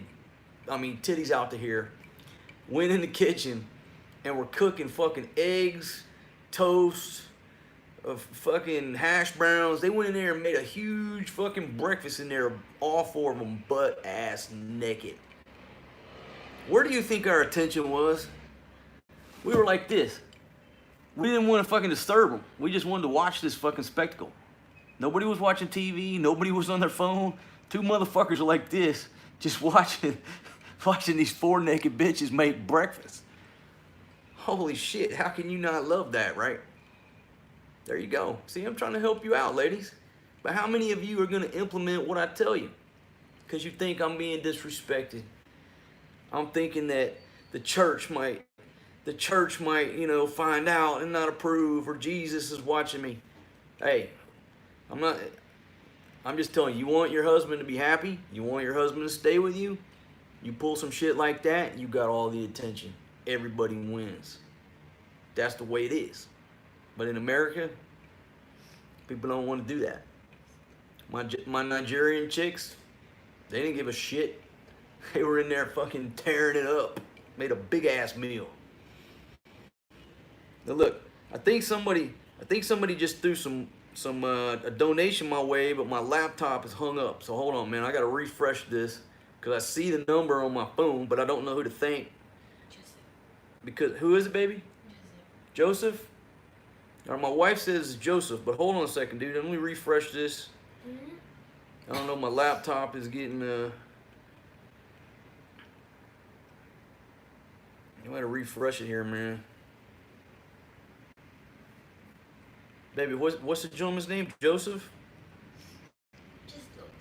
I'm trying to look, but okay, folks. So my Wi-Fi on the laptop blinked for a minute. Let me get back up here. Hey, and if you're on that top chat, switch over to live chat, man. I don't know how YouTube categorizes what message is special, what isn't. There we go. Joseph Sigelki. The few beers I promised the other day in the comments. Joseph, man, thank you very much, my brother. $50, man, that is huge, huge money over here, man. I mean, you guys, man, I certainly appreciate it. Thank you very much, Joseph. I mean, all this money that's coming in today, I got to do something nice for these ladies tonight, you know? And, you know, I don't want to spoil them too much. You spoil them too much and they get lazy. And I don't know if you saw, Joseph, I was talking about in another video, or maybe it's an upcoming video. I watched this YouTube video a while back, and they interviewed several people over the age of 100 just to get their life advice, right? And I think 4 or 5 people over the age of 100. And one of the gentlemen that they interviewed, like 104, 105-year-old black gentleman, I think he's a veteran, still drives himself around in this old Ford pickup truck, right? And he said he doesn't like for anybody else to drive him around because other people drive crazy. He drives good, right? So he's 100 and something years old, drives himself, you know, lives at home, and he's feeding his cats, right? And for some reason, the interviewer said, "Why do you only feed your cats once a day?" Because he said, "I only feed these cats once a day." And he said, why don't you feed them more than once a day? And he said, "You gotta keep a cat hungry or it won't chase a rat." That's what he said. Now, I tell that long fucking story. It basically, you know, this guy's 100-year-old man's philosophy was, if you give people too much shit or you give it away for free, I guess is what he's saying, you know, they don't want to work for it, right? So with my ladies, if I just start taking them out to all these expensive restaurants and stuff, whatever, well, maybe they're not gonna want to, you know, help me out with this YouTube stuff anymore. All they want to do is go eat at these nice places. So I'm gonna treat them, but I gotta throttle it. I gotta put a throttle on them, right? I can't just take them over here to the SM and let them buy $500 worth of clothes. Because then that's all they want to do tomorrow. They don't want to make YouTube videos. They don't want to, you know, they don't want to go do things. All they want to do is, so you see what I'm saying? So, but with all this stuff coming in, it's going to allow me to make some more entertaining type content, and I certainly appreciate everything. Matter of fact, last night, me and Crazy Mike were talking about going camping, and Mike brought 2 of those spear guns. You know, like the underwater spear guns? They look like a big-ass long... Baby, go get it. Let me show my subscribers. He brought me this brand new spear gun, and so we're going to go take this pump boat over and go camping on this island or this little secluded beach, and then we're gonna have the pump boat take us out, and we're gonna try to shoot some fish underwater with these damn slingshots. So let me show you this here. Damn, I think my laptop's hung up again, so I can't see the comments, folks. Check this shit out. It's like a huge ass slingshot, you know. And my wife was trying to. They were trying to play around with this thing last night. I said, this ain't no damn toy. I mean, look at this shit. So somehow you put this son of a bitch together, and it's like a big pole or some shit. I don't even know how it works. Okay, but baby, get that out of there. I think there's a spear or something. I'm missing the spear part. All right, so check this out. So I got this long ass fucking pole. And somehow or another, I rear this damn thing back and shoot it off, okay? And I'm gonna take these prongs right here. Yeah, right there. And so that damn thing right there is gonna shoot through the water, underwater, and fucking spear me a big ass fish, and we're gonna grill that shit up on the beach, right? So I thought that was pretty interesting, man. I appreciate Crazy Mike bringing me this. He brought this all the way from the States. So we're gonna spear some fish and go some other places. So folks, I just want to say thank you very much for, you know, supporting me, supporting these adventures, and with that money allows us to make some more interesting off the wall content. Because no matter how much you want to see ladies, at some points, you know, at some point you gotta see a little bit of action, a little bit of variety. So check it out. We're going, I don't even know what you call this. Spear fishing, underwater slingshot spear fishing. Anyhow. All right, so let me check the comments here. But thank you very much, my friend, for that super chat, Joseph. Let's see. Shout out. I don't even know shout out. Get back to the philosophy. All right, man. No, that's not a weapon, man. That's, you know, somebody says so much for not carrying a weapon. That's not a well, I mean, it's a weapon against fish. I don't think that's classified as a deadly weapon. Well, maybe it is. I don't know. But he brought it here on the plane, so like, you know, went in his checked baggage. So I assume it's okay to travel with. But it don't matter because we're just going right up the road. Well, right up the road. We're going right up the coast a little bit and try our luck.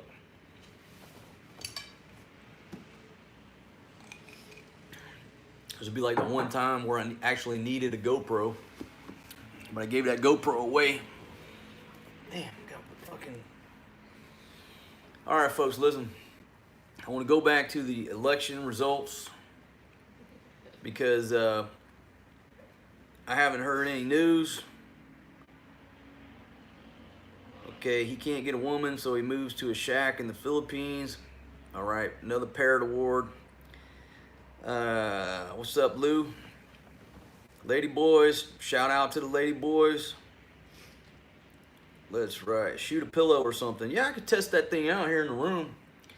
I get the ladies over there to hold the pillows and see if I can, you know, see if I can pull back and hit them over there.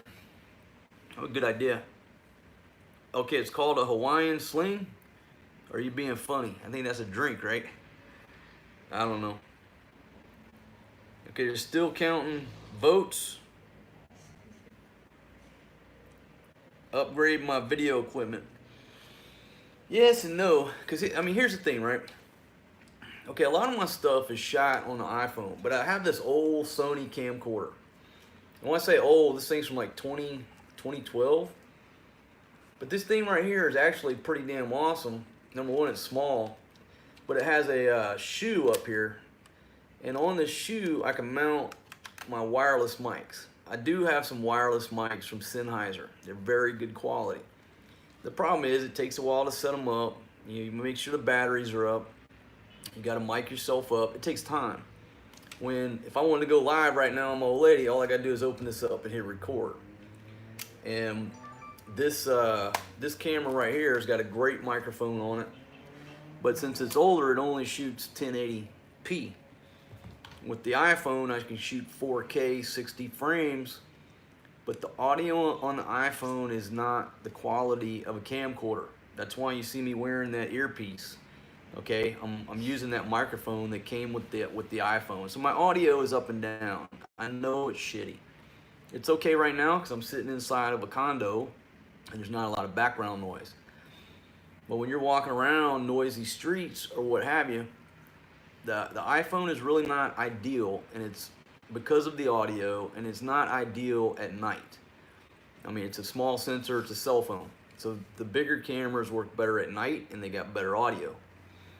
At some point, I'm going to upgrade to a new camcorder that shoots 4K, and then we'll be top quality on the video quality, top quality on the audio. But a lot of you guys have come across and said, hey man, you don't need to shoot 4K, and give technical reasons. But you know, there are people out there who own 4K televisions, and so my argument is, well, if you got a 4K television, wouldn't you want to see it in 4K? I don't know. I don't have a 4K TV. But yeah, I'm gonna upgrade the game, my friends. Like I tell people, I'm a YouTube idiot. I'm not Steven Spielberg. I'm learning this crap as I go. I'm making mistakes as I go. And eventually everything will improve to where you're not trying to hear me or the video's not grainy like that bikini contest. So I'm working on improving stuff. All right, I'll improve as I go, I assure you. Yeah, the camcorder. That's what it is. Most people use tablets or phones to watch now, so 4K is almost pointless. Well, and see, that's the argument. You know, that is the argument. Most people are watching on mobile devices, and so this thing right here shooting 1080p is fine. It's got great audio. But then you'll have some guy say, man, I'm watching it on my 4K screen with the surround sound system in my man cave theater. And so maybe that guy wants 4K quality. You watch some bikini bar videos, that's 4K 60 frames. It's clear, it's beautiful. So it's an argument, it's a balance. But I will tell you this, shooting 4K eats like 400 megabytes a minute. And so trying to live out in the province and upload video off of my cell phone connection, folks, it took me 3 days to upload that beach condo video, okay? So 4K, you have to be in some banging Wi-Fi to run a YouTube channel.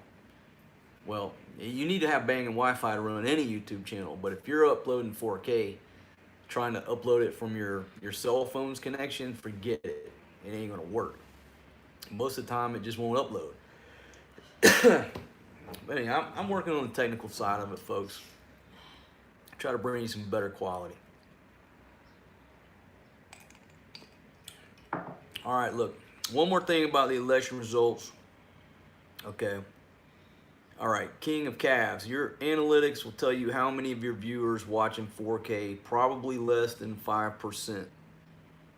Okay, you may be right, and you know what? I will figure out how to take a look at that.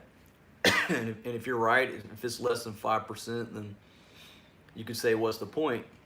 Or you could say that in 5 years, everybody's going to be watching 4K, so you might as well shoot 4K, because in 5 years, it will be the standard. I don't know, man. I will take a look at that. Thanks for bringing that up. All right, shoot the spear. All right, baby, can you stand over there and hold that pillow? They want to demonstrate. Serious. Yeah, we just hold it over like this. No, if you just hold it like this.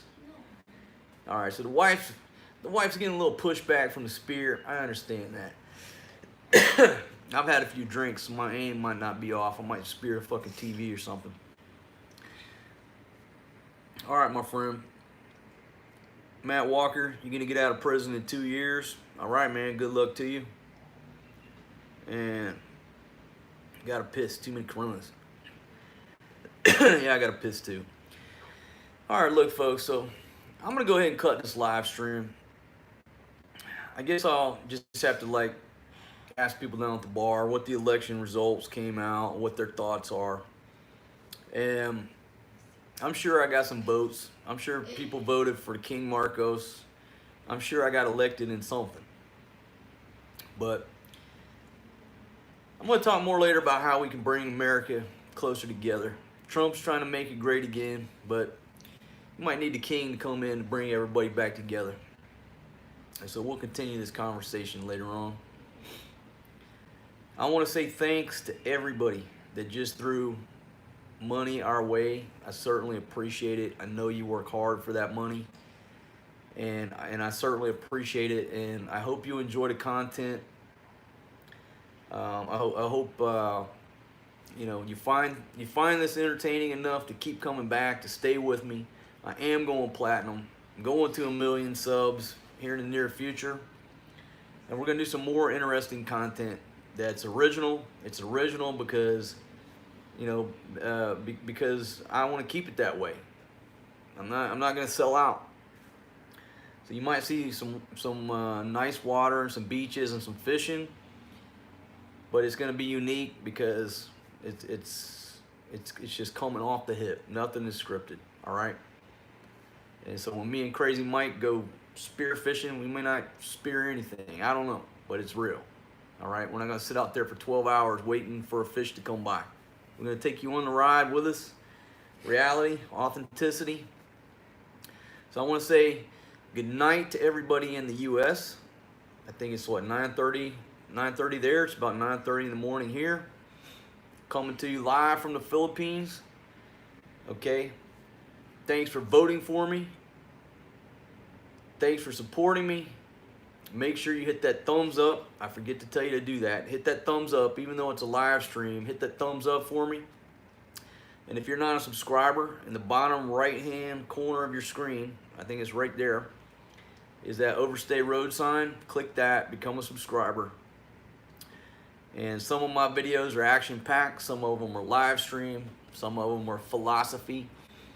Matter of fact, I got a video. I'm gonna warn you. I got a video that's coming out next few days. It's about 2 hours long. It's as Benny the Mac puts it, it's some Dr. Phil shit, but it's stuff that I want to put out there. All right, and it's gonna go deep. So anybody down on their luck, a little bit depressed, feeling down, that video is coming out for you. All right, folks, have a great evening, great morning, great day, wherever you're at in the world. Thanks for joining me. I will see you guys on the next video. All right, peace out.